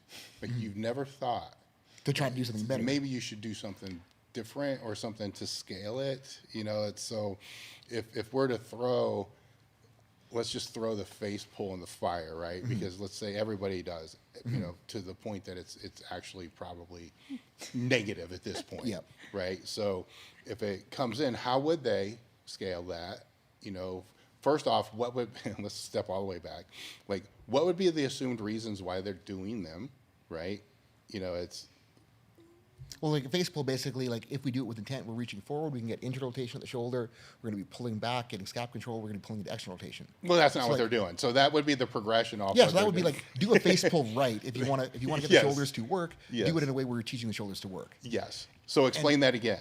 So when I coach a face pull, like obviously we can get the rib cage involved too. Yes. We can reach all the way forward. We can round through the upper back, let the scap go forward, point thumb down. Yep. Then we're going to pull scap back while we're trying to get elbow high, then externally rotate, get hands high. Yes. And that's going to basically ensure that we're getting scap range, we're getting shoulder range, and that will make your face pulls better if you aren't doing them that way. Yes. It will be harder. If your shoulders suck, they might hurt. But just because they hurt doesn't mean it's bad. It just means get better at it. So that 5-inch choppy range of motion with the tricep strap. Yeah, don't do that. Don't do that. I mean, like not don't do that, but do better. Yeah. Do better, people. Yes. So that would be the first thing. Yep. Like take the 5-inch range of motion. I guess you would say it's kind of like a vertical hammer curl. Yeah. It's not just like a brachialis. Yeah, so take that into what you're saying. So that would be that first progression, and then how would they move it from there? But then it's like, so if most people are doing face pulls as warm-ups, right? Yes. The goal of the warm-up shouldn't necessarily be to instantly progress the warm-up. The goal of the warm-up should be to be prepared for training. Yeah. So it's like, if someone can do a face pull, and their face pull is fine, and they are just able to access this range and don't need to prime that range, drop it out of your warm-up if you don't need it. And then actually train it in training and get it stronger. Because again, it's like, if you want to progress it, just get it stronger. Yes. And that's really it. Because like, once you then remove it from the warm-up, actually train it, you're then going to need to do it less frequently because you're actually training it, and it's going to work better because you're loading it appropriately to actually get you better. Yes. So like facepull, it's like, it's not necessarily bad. It's just like people are missing intent, and then people are like almost misplacing it once they can do it. Well, I think they're also putting it in there too to be able to strengthen their upper back. Yep. Where, but if they've been doing it for 8 years for like an easy set of 20 in their warm-ups, it's not strengthening their upper back anymore. well, is it really an exercise that's going to strengthen their upper back to the degree that they're going to need it for a squat, bench, or deadlift in the first place? Probably not specifically to those, but again, like it could fill a deficiency if that hole was there. Yes. But again, like it's not a bad move, but it just might not be something that everyone should prioritize all the time. Yeah. I still do them. I still like them. But that's also with me and my shoulders that are structurally a little bit jacked up. So like making sure that I can control that range. If I don't do it, I lose it relatively quickly just because of my injury history, surgical history. So I want to make sure that it's always there Yes. with myself. For someone like Meana, she doesn't have to bang them out because she's got cute little shoulders that work super well. Yes. So then let's stay on the warm up, right? Because I think, Well, this is where people fuck up all the time. yeah. So let's go into that. Because they go like, oh, I'm jacked up. Let's go to the gym. Let's roll on the floor for half an hour. Let's try to open up range. Let's try to do this. Let's try to do that just so we can get into the barbell. And obviously, if you are fucked up and you have to do that to be able to train, do it. But the goal of the warm-up shouldn't be to make up from deficiencies created by the last session. It should be to get you ready for the current session. So it's like, if we're trying to do all the catch-up work before the warm-up, we're never going to get ahead of it just because we're waiting till right before the session to do it. If we're waiting till right before the session to do it, we're not going to really create any change. We need to hammer on all that stuff outside of the session so that we can actually get there and make it, and then our warm-up can actually be getting warm, getting ready to train, rather than just trying to make ourselves not hurt. And obviously, like, if someone is hurt, if someone is jacked up, their warm-up should be more specific to reducing sensitivity to make sure they can access range. But once someone is okay, like, their warm-up should be just getting warm. And like with myself, like when I'm on, and when like I obviously don't have the groin issue, like, so right now my warm-up looks different than it did pre-meet. But pre-meet, it's like I'd go into the gym and I would do some split squats, and then I'd do some bodyweight squats and get in the squat bar, and that was it. Just because that's all I needed to get ready to train, and that's all I needed. Then my barbell warm-up on the way up was the warm-up. Doing extra of that would have just been wasting time and taking away from under the barbell. And it's like, that should be the goal. The goal shouldn't be to have the most complex warm-up as possible. The goal should be have the most efficient warm-up to get you ready to train. Yes. So if you're playing catch-up, figure out why you're playing catch-up and fix it so you don't have to. Yes. It's pretty simple, right? Yep. Which again, like, but so many people want to, like, it's just been like, again, I don't want to say that it's bad, but like all of the tissue mashing, all of the do this stretch, do that stretch, it's like, it's been popularized as the things that you should do before training. And it's like, if you don't need to do them, don't do them. And if you are doing them religiously every session, you need to be like, why am I doing these? And what can I do to make sure that what can I do to get myself to the point where I don't have to? And like, obviously, the more miles someone has, the more jacked up someone is, they might have to do more to be prepared to train. But the goal should not be to do more to be more ready. The goal should be to be more efficient so you are ready. I would also say the goal is, if you have to do more to get ready to train, one of the goals should be, how can you do less of that more over a period of time? And like, kind of back to the correct exercise selection thing, it's like, if you're doing something in a warm-up mindlessly over and over again, put something similar in, or something that will accomplish similar in as an accessory, and actually train it and actually get better at it, rather than just doing it mindlessly. Yeah, that's a good point. Because like, So that's something that can scale and ramp. Yep, absolutely. Yeah. And like, people want to like talk about like the prehab stuff. Like, the best prehab, because again, we cannot prevent injury. Like, shit will happen. You will get hurt. Powerlifting is dangerous. There is risk involved, but we can work to reduce injury risk. And like, prehab isn't just doing your mobility routine. Prehab is making shit stronger so it's less likely to break. Yeah. And that's really the best way to do it. So like, if something feels vulnerable, train the shit, make it stronger, make it better, and it will be better. Well, that becomes one of those weird ass things too, where, you know, in my training philosophy, that prehab, right, is going to fall more end of session. And if needed, you know, it's like, you can't, like, some people will think, okay, in powerlifting, shoulders are vulnerable, elbows are vulnerable, knees are vulnerable, hips are vulnerable, low back's vulnerable. Like, so I need to do prehab for everything. So let's take like elbow prehab. Yes. Get really fucking strong at rolling extensions and JM presses. You're done. That's it. That's it. Kind of where I'm going. Yeah. Shoulder prehab, get like I've been pushing behind the neck presses recently, and it's like the stronger I get it behind the neck presses, the better I get there, and the better my shoulders feel. So it's like, obviously, like behind the neck press is an exercise that gets labeled as bad because it is a range of motion that is vulnerable. But if we attack it in a way that's somewhat intelligently, so we can actually progress, and we do not overstep while we're doing it because we recognize that there is a vulnerability, we can use that risk to make ourselves better. Yes. And it's like with movement risk, like obviously some positions will be more inherently risky just because they're putting more pressure in different areas. But just because it's risky does not mean it should be avoided. It means it should be attacked strategically so that if we go there, we can go there. Yes. And that's kind of like the biggest thing that I'm trying to like shift with my own mentality and the lifters I coach. It's like, if something hurts, it doesn't mean it's bad. It just means we need to get better at using it. Yes. And that's, if someone is in the mindset where they want to be broken, it's hard to break that. But once you break it, it's like... Well, there's a lot of people that identify as that. Yep.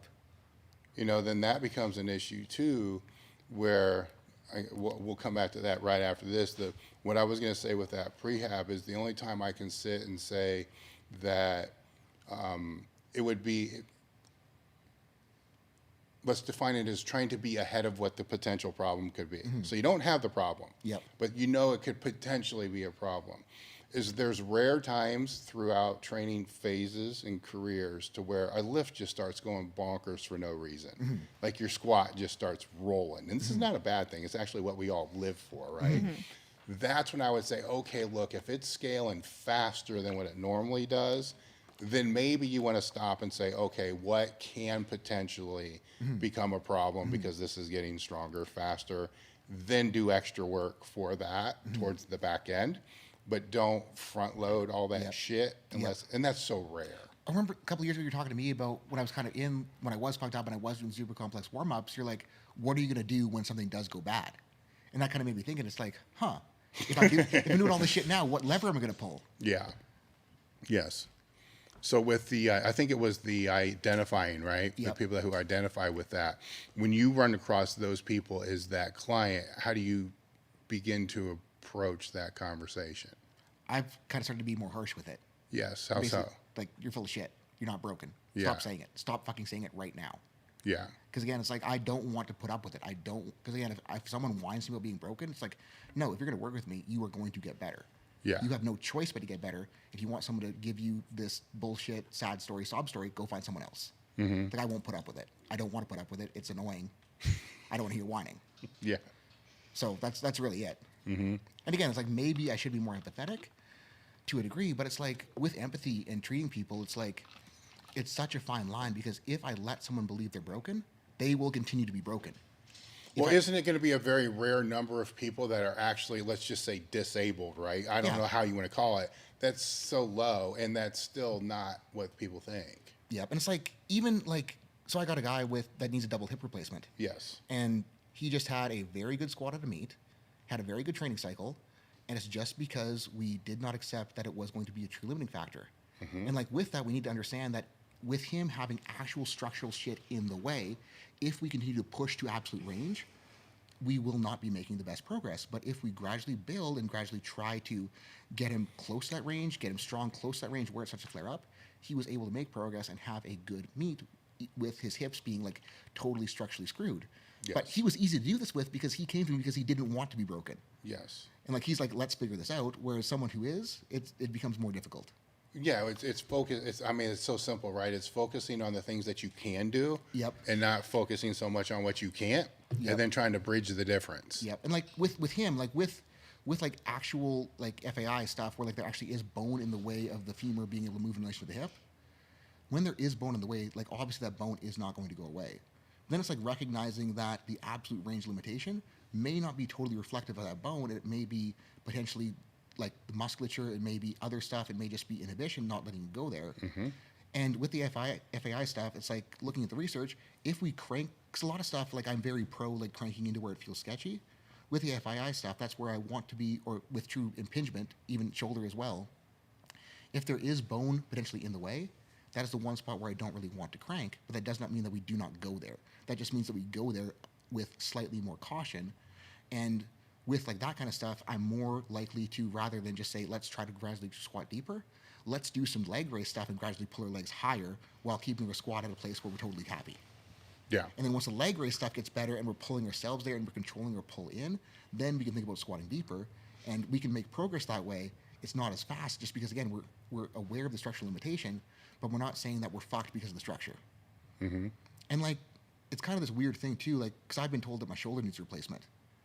And when I wanted to believe it, it was just getting worse and worse and worse. And it's like, as soon as I decided, like, I'm going to do something about this, I started being able to do more. And like, now it's mind-boggling what the arm can do.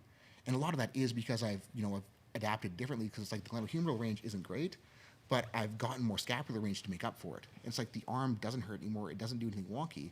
It's just that I had to ask for it and do something with it. Yeah. And like, before people say like, oh, don't listen to this guy, he needs a shoulder replacement.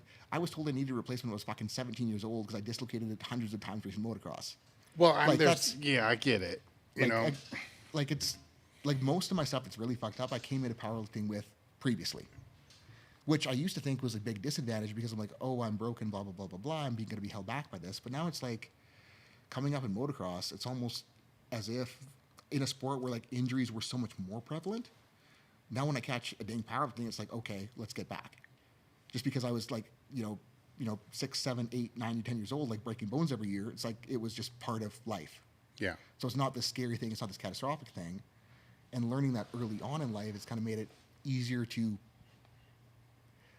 convince someone that they don't need to be as limited. Agree 100%. I mean, it was in 2004 is when I was clinically told I needed a shoulder replacement. Had I went a year beforehand, it probably would have been there. So what are we talking about, 20 years now? Yeah. And I you're still haven't doing had shit. it. You see what I'm saying? So it's because I'll get that too, like, oh, don't listen to him, he needs a shoulder replacement. And I'll come back and say, yeah, that was 20 years ago and I still haven't had one. Yep. So I could have had it. Yep. But So it's, again, it's finding, exactly what you're talking about. You may be able to show me things to get even more range. It's finding the tolerance that you can go into. Don't let it get worse. I think that's Yep. the most, that should be the first goal of these people, is don't let it get worse. And like with the degeneration stuff, like obviously like absolute load on a joint does matter. But what also matters is internal loading, and that internal loading is going to be influenced by how that joint is moving. So if we stop moving a joint, it's like the internal loading, like the actual like slide and glide inside the joint, is going to get really fucked up. And if that joint isn't moving well, we can eventually be putting worse internal load on it with less external load, just because we aren't doing stuff to keep it going. Excuse me. And like with the degeneration stuff, it's like if someone gets hurt and they stop using it, that's like the guarantee to let it get worse. 100%. But we also need to be aware that like if we just keep cranking into the same dumb shit that got us there, it's probably not going to get better either. So it's like we got to ride that fine line of trying to get things to work without stepping over the edge. And like once someone gets it, it's not difficult to do. Yeah. And once someone gets it, they're going to be surprised at how much they can get back just because they're asking for it. Yes. And Yes. again, like with your shoulder, like I'm not sure how much you can get back, but like I've seen wild shit with like old dudes that are like beyond fucked up, that just a couple things that like, holy shit. I had one guy running around the gym after I did spend some time with him. He's like flexing in the mirror, like, holy shit, I can get a pec pump again. I haven't had this in 20 years. And like, we didn't really do all that much. There's definitely room, and there's definitely self-limiting beliefs, which we'll talk about here Yeah. a little bit, because for a long time, it just hurt like a bitch, and I would use it. That's why we have a shoulder saver pad. Yep. That's why it was created, because it hurt Yep. like a bitch. And then during lockdowns, I'm training with Ted, and he just kept busting my ass. He's like, Yep. here, push, here, push, here, Yep. push. He's like, do it. And I did a broomstick. I'm like, the broomstick kind of hurt, but it didn't hurt Yep. that bad. It didn't hurt like a. And then it's like, now wait a minute. If I can press the broomstick from my chest up and it just kind of hurt, over time I should be able to actually push weight. Yep. And it just means And it slowly has come. yeah, it's like you'll have to be realistic with your rate of progression and where that top end might Yeah. be. But just like saying that you can't guarantees you can't. Exactly. And it was like, okay, now there's this other option. Now as it gets stronger, it says, okay, now I feel the stability, there's other things that come in there, but Yep. That can be fixed too. But Yep. that was, sometimes you get those and you fuck with your own head. Yep. Where one of the things on here was self-limiting beliefs, right? Yep. So how does that play into not just the injuries, but, everything that you've seen over time? Well, it's like if you believe that you can't, you're not going to try. Yeah. And it makes it very difficult to ever get there if you just say like, it can't happen, or it can't do this, or it can't do that. And like talking about when I started to practice, it was like, I wasn't all in on the online side of things. And I kind of had that backup plan of the in-person, because in the back of my head, I was like, this is going to fail. But because I had it in the back of my head, I wasn't going full send on it. And I wasn't doing what I needed to do to get it to grow, just because I kind of was afraid of trying. Well, but yeah, at the same time, though, having a backup, it's not a bad thing. You can still kind of be all in on one thing and still have something there. But if your backup is getting in the way of pushing forward the main thing, No, that's a problem. That's a problem. That's where I was. And like, Yeah. the biggest thing with like business growth for me is I had a very good friend, like basically like, you're being a pussy. Quit being a pussy, just do it. Yeah. And that was kind of him saying that to me, that kind of like, okay, that's when things started picking up. I started figuring out better, because like, I just needed to trust myself and my abilities in providing a good product, and make sure that the product was as good as I thought it was, and then push it and help people. And then as soon as I do that, it's like referrals are pouring in and I'm busy without advertising, which is sweet. Yes. Now I just need to figure out how to get more efficient. Well, I think a bigger piece of, because you can sometimes get too caught up in having the best product and all this as well, and then never get anything done because it's never good enough. Yep. Where the belief, in my opinion, has to be in, it doesn't matter what it is, I'll figure it out. Mm-hmm. Yep. Because 90% of the shit ain't going to work. Yep. But if you can figure it out, Yep. then. Like this year was really fun on that, because it's like, we got our asses kicked in so many different ways this year financially. Yeah. Like just with stuff happening that we weren't planning on, like both of us having medical bills with the hurricane, like knocking me out of a job for a couple of weeks, with the power, the internet going down, with having to pay for this move, with my bank account got compromised like 3 days ago, and had a bunch lost there. And it's like every single one of those was like, I need to figure this shit out right now. Mm-hmm. And I think that a mistake that I made like early on, like the first time we had something like a mishap happen where we didn't have the income that we thought about, I'd be like, I solve the problem, then I'd back off. And then I'd have next problem, I'd solve the problem, I'd back off. And it's like, then I realized it's like, if I just kept fucking doing what I was doing, the next problem won't be as big. And the next problem won't be as big. And like each time I forced my back against the wall, if I just keep pushing and keep pushing and keep getting better, I keep getting better. But if we back off, we get complacent, it's just going to kick us in the butts again. Well, it's the same thing as that injury type process. You have to have that step, right? Yep. Because shit happens. I mean, it's just life, right? Yep. So it happens. Sometimes you need to pause because Yep. if you're mad, like if you're emotional, then you got to Yep. pause until you're not emotional. Yep. But you got to be able to figure it out. You can't figure it out, if you're pissed off, frustrated, and upset and all that. Yep. And you can't figure it out if you can't see multiple sites. You got to know your bias. You need to know what you're not. You be able to process. But then you need to fucking act. And that's where speed matters. And urgency, and like just not pitter pattern. Yes, Like it matters. Something that I realized, like when I'm stressed out, like stress fundamentally is our body systems trying to mobilize us to do something. Yes. So if we just sit there and stress and aren't doing anything, it's like we're just gonna get more and more stressed because we aren't doing something. If we use that stress and like that to act, yes, it's scary, but like the stress goes away and you feel good. You feel like you accomplished something because you did something about it. It's no more scary than inaction, though. Yeah, like the inaction, it's like learning to be afraid of inaction. It's like, obviously, like if something is uncomfortable, it's like we don't want to do it. But it's like, I need to frame myself with everything that I think is uncomfortable. Like the alternative is more uncomfortable. Not succeeding Yes. is more uncomfortable than taking this leap to get there. Well, to me, inaction puts you behind. Yep. Because while you're in action, somebody else is not. Well, back to rehab too. If you're just Yeah. sitting there waiting for it to heal, you're getting behind. Yes. So that's where, I mean, that becomes this whole other end, right? Because you can't have somebody that's doing 38 rehab exercises in the same day. Yep. So there's the overreaction, but the balance is typically far more than what people think it is.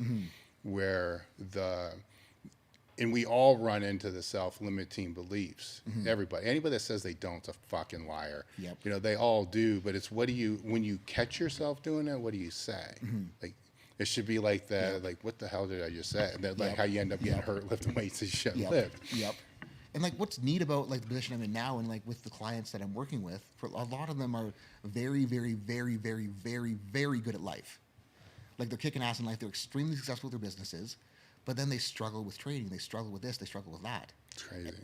And it's like with me, I'm having to learn how to like apply the training lessons to life, to get better at life, to get better at business, to get better at managing all that. Yes. For them, it's like, I'm realizing it's like, they're already good at the shit that I suck at. Let's just show them how to do that with training. And then it's like, bang, bang, bang. They're like, holy shit, this is awesome.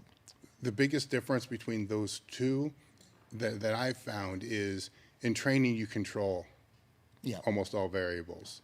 Like you don't need anybody else. Like you can figure it out. You can figure it all out. In business, you have to rely on other people.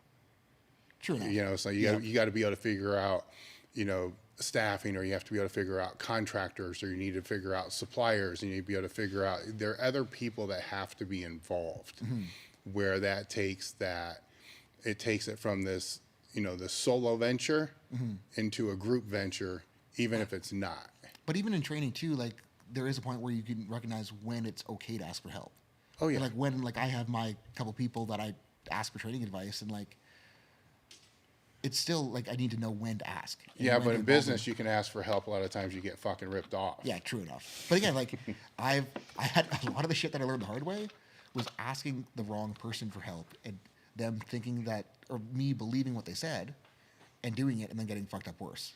Same thing in business. Yeah. So like it's learning. And like learning who you trust, learning who you can't, and then getting better along the way. And it's like the stuff where I listened to someone on the wrong thing and got fucked up, I'm grateful for it now, even though I was pissed at the moment. But like, I'm like, okay, let's realize, not only saying like why, I don't want to say like that was the wrong advice, but why was that the wrong advice in the context, in the situation on that day? Because it might have been the right advice for someone else. And it's like, Yes. if something is wrong, it's not so black and white as saying this is bad, this was the wrong thing to do. It's like, why did that person think it was the right advice? Could it be the right advice somewhere else? And could have it worked better elsewhere with different implementation?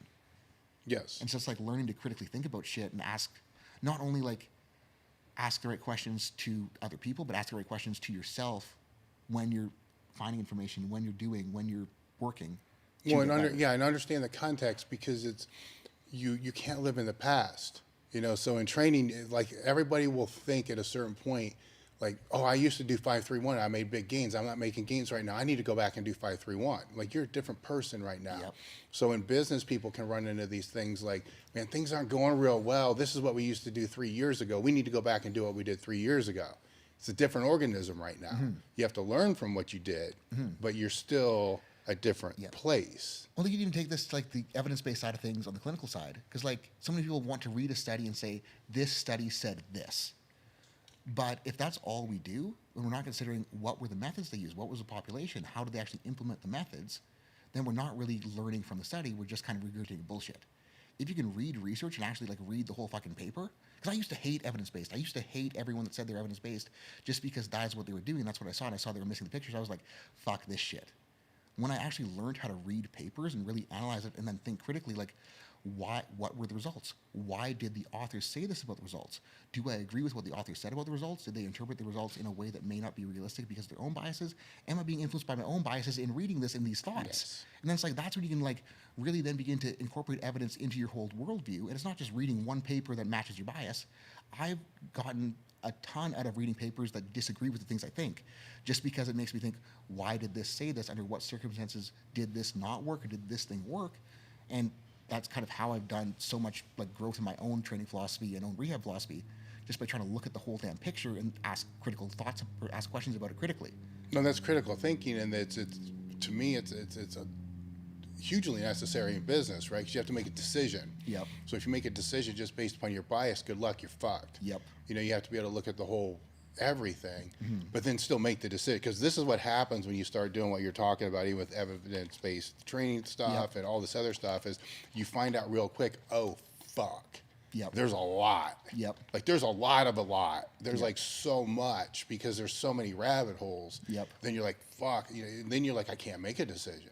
Yep. You still have to. Yeah, but like it's it. Yeah, that's really it. Because like you can't get lost in. It's like starting out when I've kind of like really kind of made this frame shift where I wanted to figure out like what actually was what. Yeah, it was overwhelming. It was overwhelming, but it's like once you put in the hours reading the shit, once you put in the hours going through it, if you really want to go through it, you can then begin to not read a paper and have it say something contradictory to your beliefs, not have it really screw with your decision-making process, but you can then incorporate it into your whole worldview once you have a big enough worldview or once you have a broad enough scope to make decisions easier. Yes. And like, it just, you got to go through that like shitty phase of not knowing what the fuck's going on in anything. Well, I think, to be yeah, I able to think get so. there. And I think as you're going through all that too, you'll start to learn why other people have the biases they have. Yep. And actually understand. Yep, Like, and I it's- get why you feel like that. Yep. And like on the rehab side of things, I'm working with so many lifters from so many different coaches.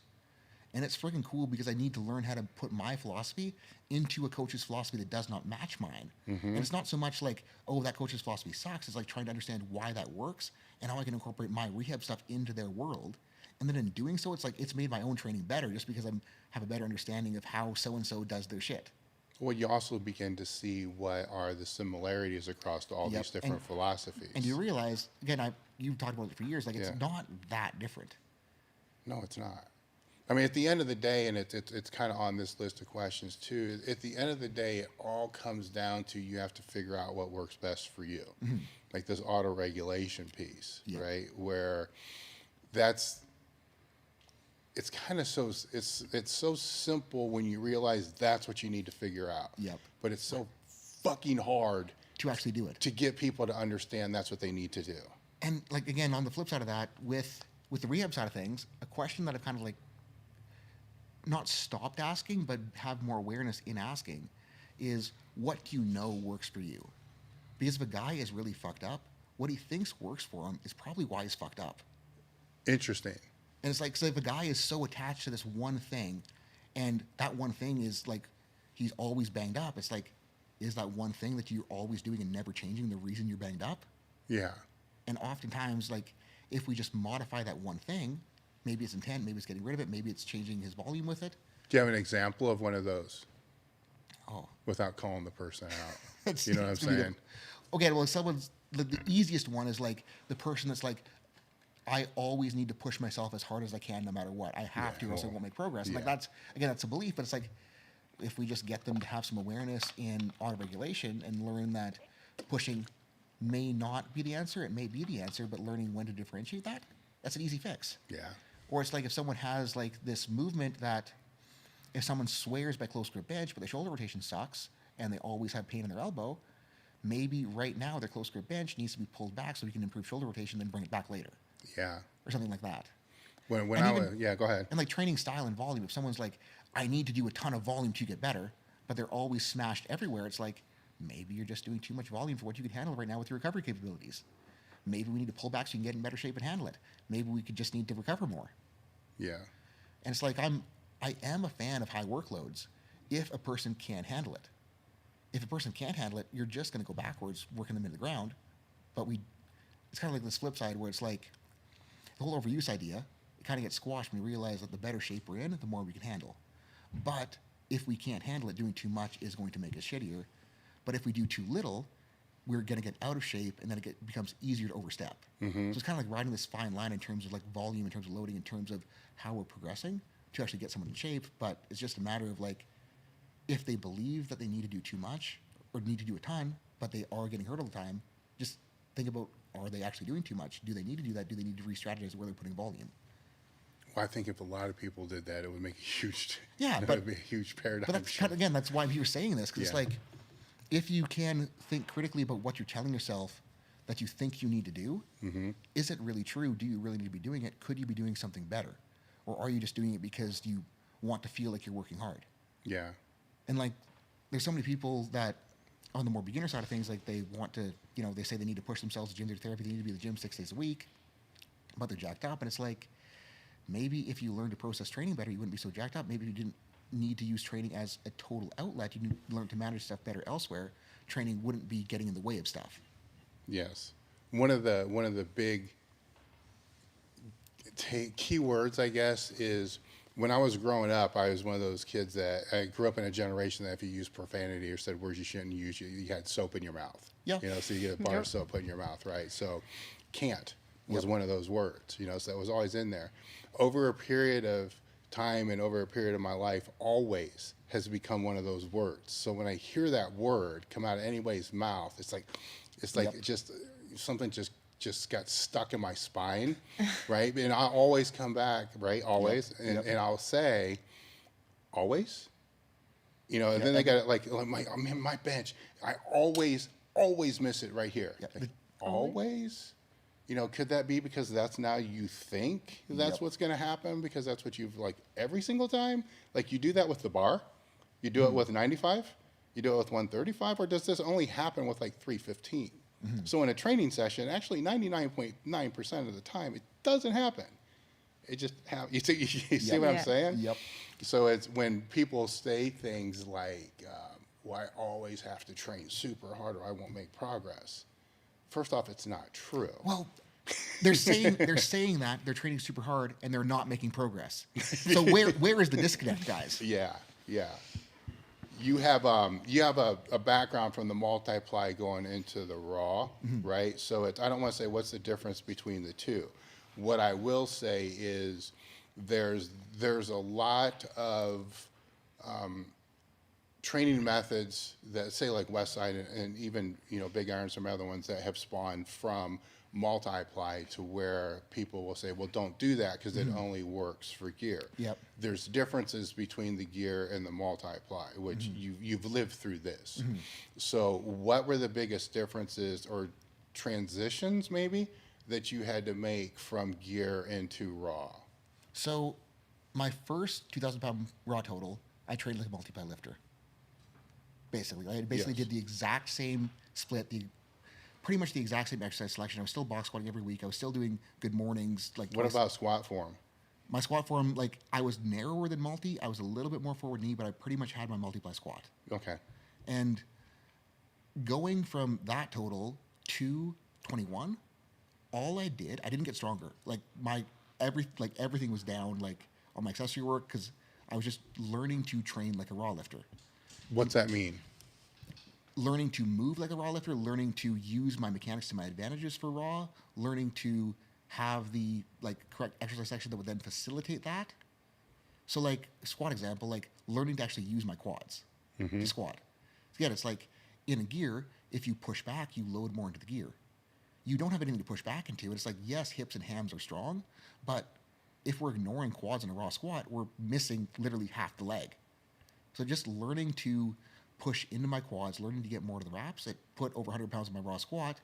What does that mean to the people that are listening, though? You're going to say, learn how to use your quads, and they're like, look, I squat. Like, what's that mean? So multiply, I was sitting back, trying to keep a vertical shin, trying to keep everything into my hips and into the squat suit. Yeah. When I first transitioned to raw, I was pushing back, still similar to multiply, with a very close to vertical shin, because that's what I knew and that's what I believed would work the best for me at the time. But then it's just having enough people be like, hey, use your damn quads. I'm like, okay, maybe I should start trying this. And then as soon as I built up the quad and the knee control to be able to go there, it was like, holy friggin' shit, going a little bit forward knee. Obviously, we're not trying to go maximal forward knee. We're trying to go enough forward knee to use the quads and give us decent leverages. Being able to do that, it was just like a rocket ship.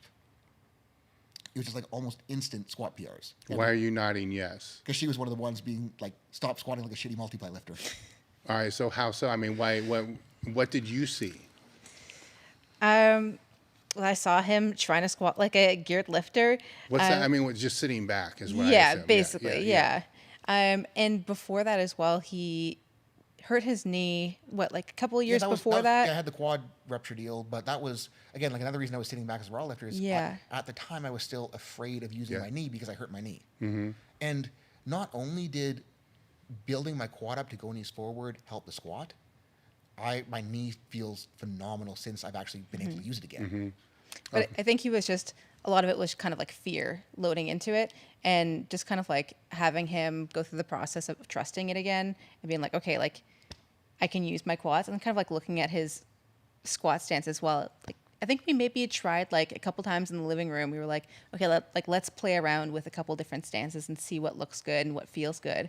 And like with like no weight, it's like, oh, like quads forward or like knees forward actually does kind of feel good. And like you looked a lot more explosive. We're like, okay, like let's try like doing the next training session, like try warming up with it and like seeing how it goes.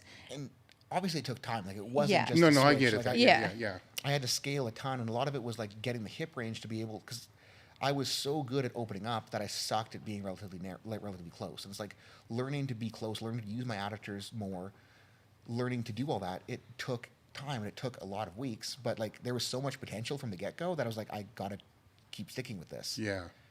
And even from the knee health perspective, the knee health is where I noticed it the most. was that my, like, because mine, after that tear, it's like my knee sucked for a very long time doing pretty much anything. As soon as I actually, like, started training the knee, it was, like, almost instantly, like, holy shit, I can use my knee again. Mm-hmm.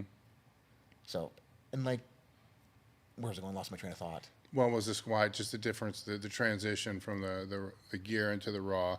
So the sitting back was one thing. Using the quads more. Yep. Was there anything else with the squat that you had to change outside of just focusing more on the quads? Learning to brace. Your back position too. Yeah, learning. Yeah. Well, So like, How was that different though? Because you still have to kind of do. Were you not as upright? I was probably about the same uprightness because Yeah. like the forward knee travel kind of contradicted or like kind of made up for the more narrow stance. So like what I would have lost with the stance width, I got back in uprightness with the knees. But in a multiply squat suit, like you can arch into the briefs and arch into the suit to create tension. If you're arching on a raw squat, you're just arching into the limits of your flexibility. And it can kind of be this like endless place where you're not creating very much tension because you're only contracting against kind of flexibility. So as a raw brace, I had to actually, learn how to brace like everyone else talks about now, which is creating tension on all sides rather than just like arching into fabric. And that was something that was very difficult to do just because. But what if you think if you would have not done that in the gear, you would have been better in the gear? Well, what's funny is I actually came back into the multiply meet after learning all this shit. Yeah. And put 100 pounds in my multiply squat. I was going to say, because I don't think that's right, Yeah. what you were saying Yeah. before. But that's what was taught. I know. For so long. I taught some of that Yeah. for a while. Yeah. It was Dave. wrong. It was wrong. Well, you don't learn until you figure it out. You're like, now wait a minute, this there's a different way. Yep. And sometimes though, sometimes I think when I look back on a lot of that cueing, it was just not understanding who the cues were going to. Yep. So if we're saying, look, we want you to arch the bar out of the monolift, and we have erectors the size of 2 liters. Yep. We're not really arching. No, you're just kind of pulling into where you are. We're just flexing really hard. Yep. But then what feels like you see what I'm saying? But then we'll go and say, well, we think that we're doing this. Yep. Yeah, but tell that to her, she looks like a C. Exactly. Which if I was to see that back then, I'd be like, the fuck are you doing? Yep. You can't do that. You got to keep your spine at neutral, Yep. So a lot of that was just using cues that we had to be able to do certain things, but not understanding how those cues would carry over to somebody that wasn't as big or built the same way. And it's like, oh, okay, because now it's like, what the fuck? Even when I would start doing seminars and see, like, what the fuck are you doing? Like, well, this is what you're telling everybody to do. I'm like, I don't know if I said it. And it's like, no, that's what I'm like, fuck, okay. But then it's like, is the cue bad or is it just the interpretation and understanding? Yeah. Both, Yep. right? But anyhow, go ahead. So yeah, like learning how to brace was another big one, and that was difficult just because that's how I created tension for so long on a squat that was a hard habit to break. Yeah. Like that was harder to break than like building How up the fuck did you, I'm like, how can you create tension not doing that? You see what I'm saying? Well, it was like I was expanding the belt, opening, like I was creating all the tension on the backside and then just loading the suit. Like I was flexing against the suit and flexing against the briefs. Yeah. And like that, it worked well enough to squat a grand. Yeah. But it didn't work that great. So like learning how to actually brace properly was phenomenal. And again, like I should have been doing it differently before, but it took learning and realizing that this was shitty to do it. And as far as that was a lot of the squat and just building up the quads so I actually could use them, could support them, and then learning to actually use wraps. I remember the first time that I squatted narrow with wraps on, I was like, I understand why everyone complains about wraps now, because when I was sitting back, there wasn't that much knee flexion, there wasn't that much binding. It doesn't hurt that much. Yeah, and then like Calling everyone a pussy. Yeah, and then like squatting knees forward narrow, I was like, oh, I kind of understand now. But yeah, that was pretty much it for squats. For bench, it was more just like, because again, I was in the protect my pecs mindset. For bench, it was just getting through that and learning to actually get my pecs to contribute.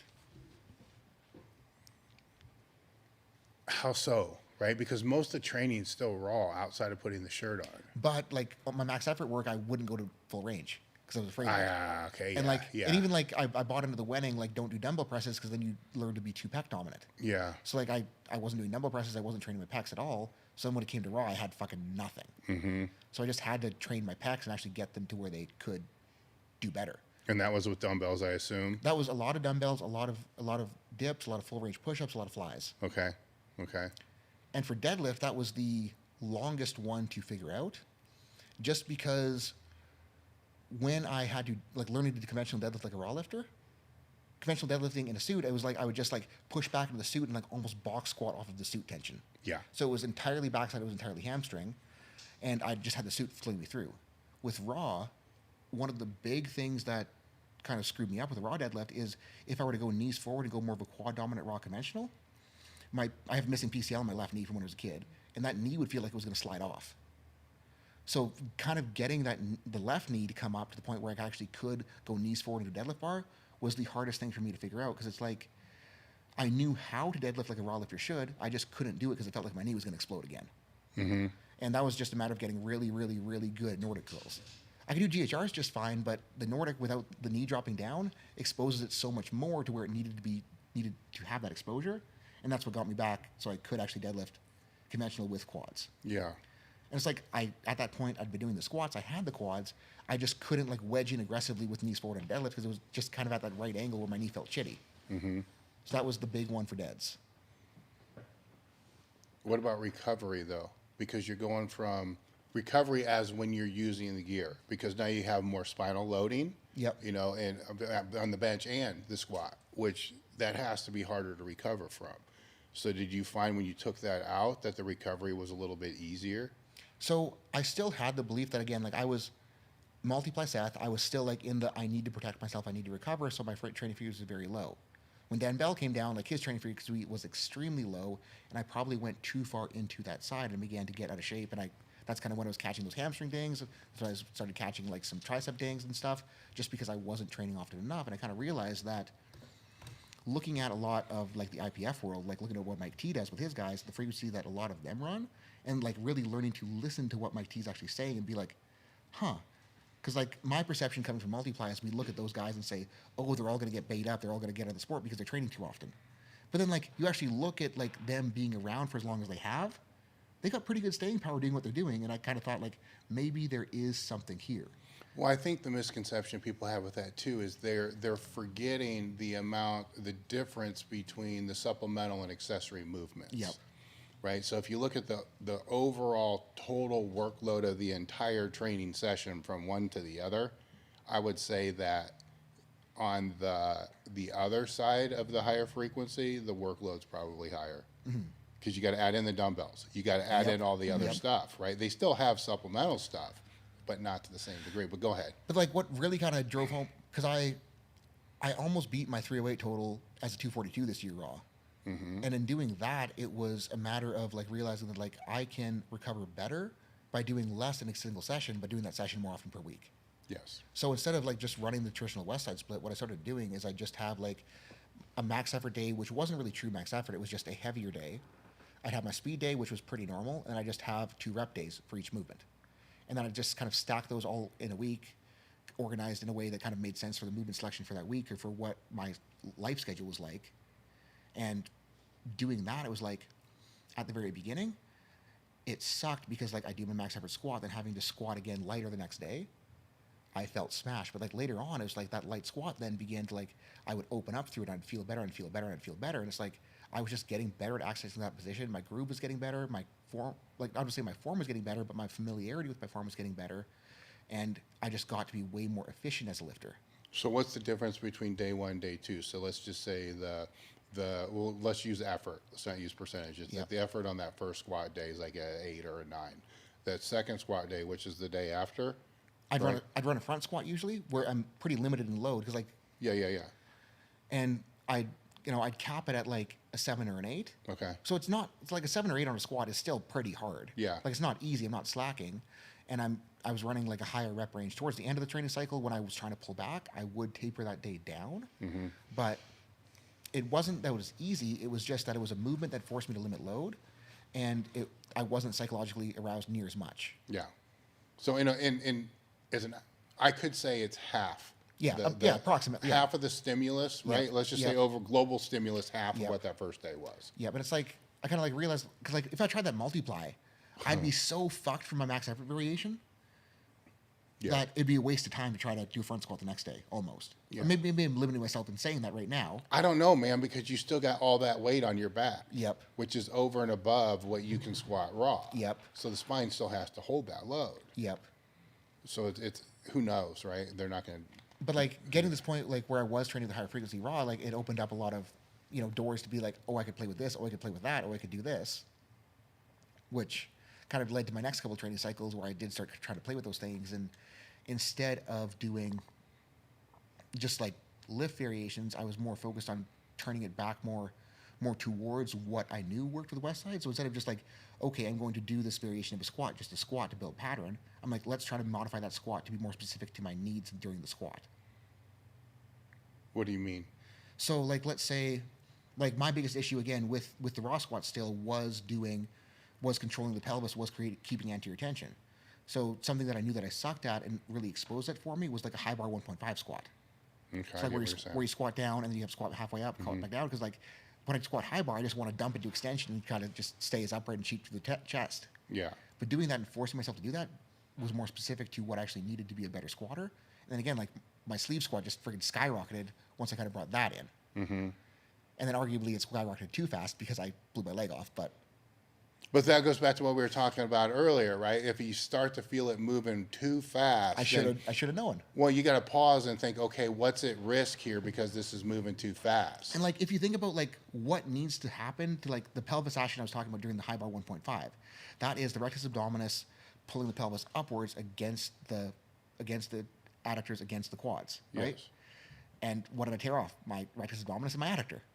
So like that was the limiting factor of my squat that I overcooked. See, that's where I can come back on you and say that, the injury history is an asset. Oh, because 100%. it makes you think about that shit right there. 100%. And it's like one of the biggest things that I probably fucked up on this last year is I did a lot of direct hip flexor work. I did not do a lot of direct rectus abdominis work. So I was biasing my selection more to like keeping a brace and then pulling myself up with the hip flexors rather than just curling myself up, because again, my hip flexors, I knew they were deficient, but in trying to attack that hip flexor deficiency, I ignored the rectus. Mm-hmm. And again, like that's what blew off. So I'm like, okay, let's keep some rectus work in. What have you found the difference from the practitioner standpoint between working with, say, all-time world record holders or top lifters compared to just normal lifters? What are the misconceptions people would have? So the funny thing with all-time world record holders is when they're fucked up, like they don't post that they come to see me because they don't want people to know they're fucked up. Whereas like with a newer lifter that's fucked up, they want to be like, oh, I'm this, I'm that, I'm this, I'm that. So they want to be jacked up. It's like a badge of honor. Yeah, like that's the biggest difference. It's like the all-time world record holders, they want to be quiet about it. They just want to get the thing gone. Yeah. The other thing I noticed with all-time world record holders is like, obviously, like if someone is 2 weeks out from a very big meet where they have a potential to do something insane and they hurt themselves, you'd think that they'd be very stressed out about it. Most of the time, the guys that I've had is like, they're very okay with it. And they're like, let's do what we can. And if it ain't there, we do it the next one. Well, you've done this long enough to know. And it's like, and again, it's like they have that perspective to trust themselves that they can get there. Mm-hmm. Whereas the beginner lifter, if they're 2 weeks out, they're like in emotion, they're like a mess, they're freaked out, they're panicked, they're scared, they haven't had the time to develop that trust in themselves to get back. The truth of the matter is the longer you do this and the better you get at it, the more that's going to happen in the last. Yep. I used to always say when I was sponsoring all those guys was my advice to them is it's not going to be the strongest person that wins. It's going to be the one that goes in the healthiest. Mm-hmm. So just find a way to fucking go in least beat up and you'll win. Yep. Right. And that's what it is because it takes so long to get there. There's damage that's accumulated. Mm-hmm. So I would think that a lot of that is because they've been there before. It's like, okay, this is fucking jacked up. So what? And like part of me wonders too is like, is that like nature versus nurture? I don't know. Like, are they there or like, do they have that because they learn that perspective or do they have that because they just had that perspective? There's something for you to figure out because I have no idea. Yep. That's kind of something I've wondered. And it's like, I don't know if I'll have an answer for that one day, but. I don't know because it becomes one of those things where it just becomes this given. Mm-hmm. So then are you pushing a little too hard on things that you shouldn't? It's just a weird fucking thing. Mm-hmm. You know, it's one of those always things. Like, man, my bicepial tendonitis always flares up 4 weeks out. I'm like, okay, wait a minute. But like something that's kind of like helped myself as a lifter is like the more I get to speak to really, really good lifters and kind of like learn how they process things psychologically, it helped with my own processing of training. How so? And just like trying to realize that like this perspective that is characteristic among so many of them is beneficial to them. Like it's helping them. And if I start to treat my own processing around training more like that, I should be able to get further. At least that's what I'm telling myself. No, I believe that's true because you're going to find commonalities and all that. Like, what's the common factors, right? And there's more in common. Like you're finding this now as you're looking through these different training frequencies and stuff like that. It's insane how much of this shit is the same, you know. But it's also kind of insane how marketing and the way the industry is only focuses on the differences because they want you to buy this program or this program or this program or this program. And it's also very exposing of the people who are so dead set in their bias that you need to wonder how they're going to grow. Or sometimes their bias is so established in the way of what they're selling that they haven't given themselves room to be able to grow. Does that make sense? Oh, absolutely. Well, that's where I was like 4 years ago when I was just thinking that I knew the worldview and I just need to go further into that worldview to get there. Yeah. It's like if I just kept going there, I would not be here right now. I'd be fucked up and no one would want to listen to me. Could be. Yep. Yeah. And then 10 years from now, you'll be truly amazed at how stupid you really are. Yep. Isn't that going to be neat? And it's like, you know, you hear so many people like want to talk about like being afraid of getting older. And I'm sure I'll get to a point like one day I'm not going to want to be 80. But like right now, I'm like, I'm fucking excited to be 40 because I think like me at 40 is going to be so much better than I am now if I keep growing and keep on this path that I'm like, I wanted to get here. Yeah, I don't know if I've ever been afraid of getting older because I don't have any fucking control over that. Yep. Like, what am I gonna like not get older? Well, you know what I mean. Like, if someone like has their 30th birthday, like, oh, I don't want to be 30. Yeah. I'm like, fuck yeah, let's get older. Let's learn. Yeah, I've always been more afraid of being older and asking what if. I mean that freaks me out. That will keep me up. Like that one I can control that though. You know, it's just. I can go down a rabbit hole with that one, but anyhow, it's that's control. But the other one, it's like fuck, it is what it is. You can only control so much. Are there topics that you wanted to talk about that I didn't bring up? I'm trying to think. We hit pretty much. We hit pretty much everything, I think. Yeah. Anything in particular that you wanted to talk about or address? I don't think so. I think maybe like a good closing point would be like to think about that. We talk about how like so much of what I learned was what you wrote, was what Louis wrote, was what like Donnie wrote, was what Mark Bell put out on his YouTube channel all those years ago. So much of what I do now is different than that information that you guys put out, right? And like you're talking And it about, should be. It should be, and it's like, I'm not saying things that are different than what you said 20 years ago to say that you were wrong. I'm trying to say that to say that this could be better. I think that's where the biggest hang up is from the old guard to the new guard, just because that the old guard doesn't have that mindset that you do where they want to believe that they were right. And in that, they're holding themselves back. And It's you know what? It's a weird thing because I didn't see that with the people that were before me. Right? It's a weird thing. I see it as privilege, because if you put things out, I mean, you're putting out just the same as you are now. You're putting out the best information that you know to be able to put out. And 10 years from now, somebody's going to find holes in that. You hope they do. And it's like my goal right now, which is an impossible goal, is I want to make things have the least amount of holes as possible. But again, I know that's not possible, but it's like if I do that, I'm going to guarantee that I will keep getting better. Yes. And like if someone does like bring up a point that counters it, I want to be like, okay, is that point valid? Why did they say that? Can we learn from it?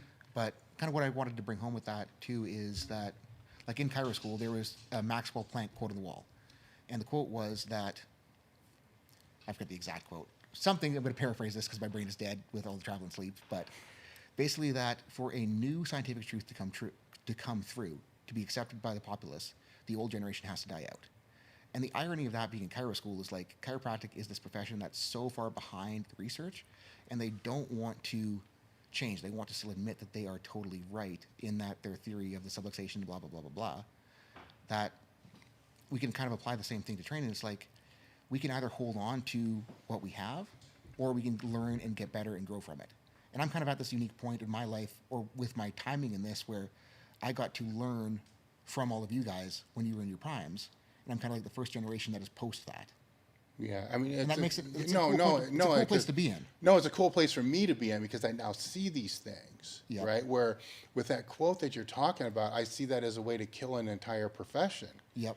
Right? Because if the leaders of that profession always have to be those leaders of that profession, It's never- then, no, because at some point, you know, I've always talked about this to a degree. There was a point where I was the 18, 22-year-old sitting across from probably a 50-year-old trying to give me advice about powerlifting. It's been through the ringer.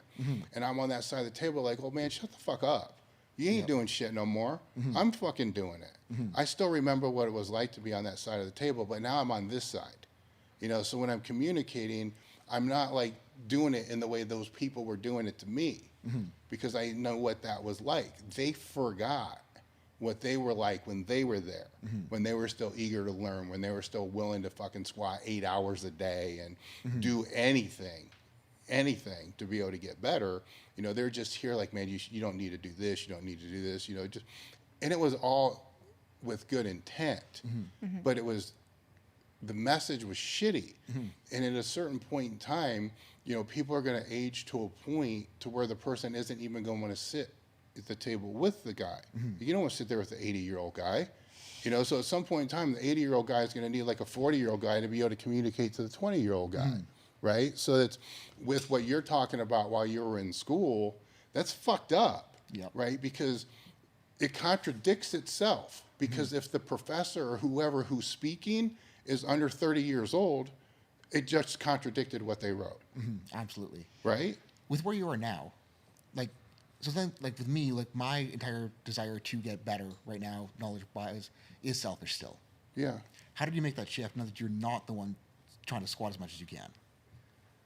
To still try to find it. To try to find what? Like the desire to learn more, desire to understand more.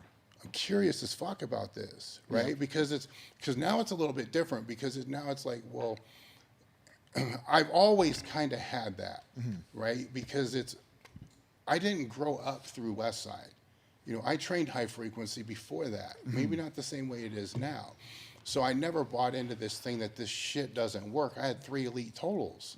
I just ran into an area where it was just, you know, probably adapted too much to that. So it was kind of going the wrong way.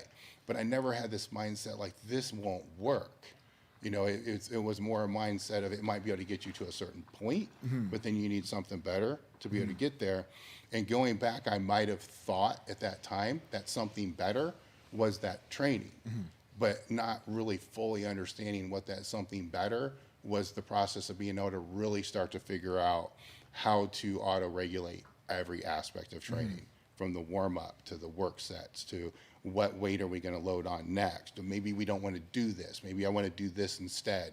You know, all those little small pivots that you kind of learn as you get older, you know, that became more entwined, you know, while I was at Westside, because that was everything. There was no program. There's a fucking bulldog calendar on the wall with, you know, everything was basically forced to be auto-regulated. Where I was used to having, here's the whole thing for the whole 12 weeks. You do this, you do this. If it don't feel so good, maybe you don't do it, but then you feel like shit because you didn't do it. That probably ran me into the ground more than anything else. So the curiosity is one thing, right? And the other interesting thing is, you know, there's different philosophies you can say of training, block training, you know, conjugate, linear. If you really, really dig into all of them for a long period of time, they're not separate. Well, like a good conjugate program will be somewhat blocked in objective. And everything's linear. Yep. Right? So now for me to try to teach somebody the differences between them, I have to separate them. And then once they can understand, they're like, you know what, this all kind of sounds the same. It kind of is. Just on slightly different time scales. Yes, it's just different time scales, but the fundamentals and the basics are there. And to me, I like to see the, you know, if the people learn from me and then they progressed higher, and the sport has. Like nobody can deny that the sport is not stronger than before, which I see that is we did something right. Like I really do, because if what we did enabled them to see, do this, don't do this, and now they're all better. I'm not taking credit for all that, and I'm not saying my generation should take credit for all that, but it's a piece of it, right? Because you see, You got to build on what came before you. yes, and it's part of that live, learn, pass on type thing. It's like, so now it's awesome for me to see people like you guys and people like Brandon and people like some of the other people I brought on the podcast that you're doing the same thing. You know, so now the people that come up under you when you're 50 years old, you're gonna be like, wow, this is fucking awesome. Like, I made some mistakes, I fucked up, but they saw where I fucked up, they fixed it, now they're better. You It's know, like kind of like going back and be able to look at like, oh, this is what could have, not like in a negative way, but it's like, that's neat. That's how that could have worked. no, I mean, this excites me more than anything else. Yep. You know, it excites me more than, you know, financial stuff, any of this other kind of stuff, because this is, I guess, a purpose. You know, it's a weird word anymore to me. Like, what does that even fucking mean? You know, but so I guess I don't know how to answer it, because I've never had that dogma set mindset where I don't know personally if I could live like that. You know, because if I have to now live within the walls of this very strong bias, how limiting is that? Like I was there, and it, like looking back, it terrifies me, and I don't want to be there. And maybe if I am right now, I'm gonna kick myself in the ass for. I mean, we all are to a degree, and it provides a certain degree of, you know, security and so forth. But that's why I've never had, you know, program-based apps. That's why I've never had any of these type of things that would lock me in, because I want to be able to have conversations with people like Ken Leisner when he was alive about HIIT training and all this other stuff. Training's intriguing to me. Right, because we're all individual organisms, right? And everybody's going to respond to different stimulus. Nobody's all the same, but generally we should all respond kind of the same way to most of it. We're still humans. Yes. It's like, yes, we are individually variable, but it's like, is that variability as great as it may appear? Yeah, and as I get older, what's super intriguing to me is to try to see what the real commonalities are. Like, what are the biggest difference makers? You know, in autoregulation, it keeps popping out. If people were to ask me, what do you learn this year with podcasts from all these different people? It's autoregulated, 100%. But in a way, I was biased to that to begin with. So I have to sit there. I think about shit like this way too much. So then I sit there and try to process that. I'm like, am I only thinking that because that's what my bias is? You know, so then I got to go back and think about the conversations and all the other stuff. But that's a long-winded answer to what you're asking. I don't even know if I answered it. Think we're getting there, but In a way. in a way. Yeah. Any other things you guys wanted to talk about? Did you have anything else on your list? I think I pretty much covered most of it. Yeah. Was this your list? Some of it's mine. All right, here, But look real essentially, quick. Look real quick.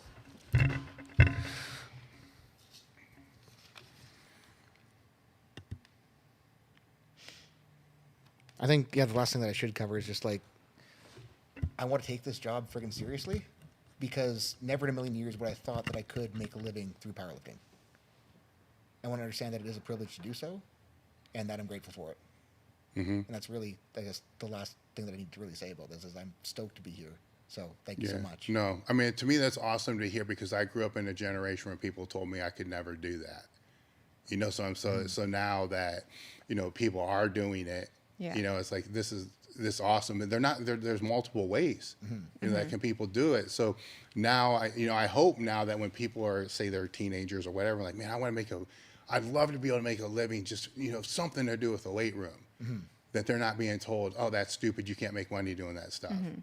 I hope that in today's younger generation, that's no longer the case, because for me, it was a dream of mine, right? And I think most people, when you're young, it's good intentions, but they're dream killers. Yeah. Like, you say you want to do this or you want to do that, you want to be a fireman or whatever it's going to be, and the first thing is somebody's going to tell you why you shouldn't be able to do that, why you can't do that. Especially all through school, he was hearing it the whole time that he wouldn't be able to. Yes. He wouldn't be able to make money doing it. And now all of a sudden, it's working out. So, Yeah. and it's really cool to see. Yeah. All right. Well, I appreciate you guys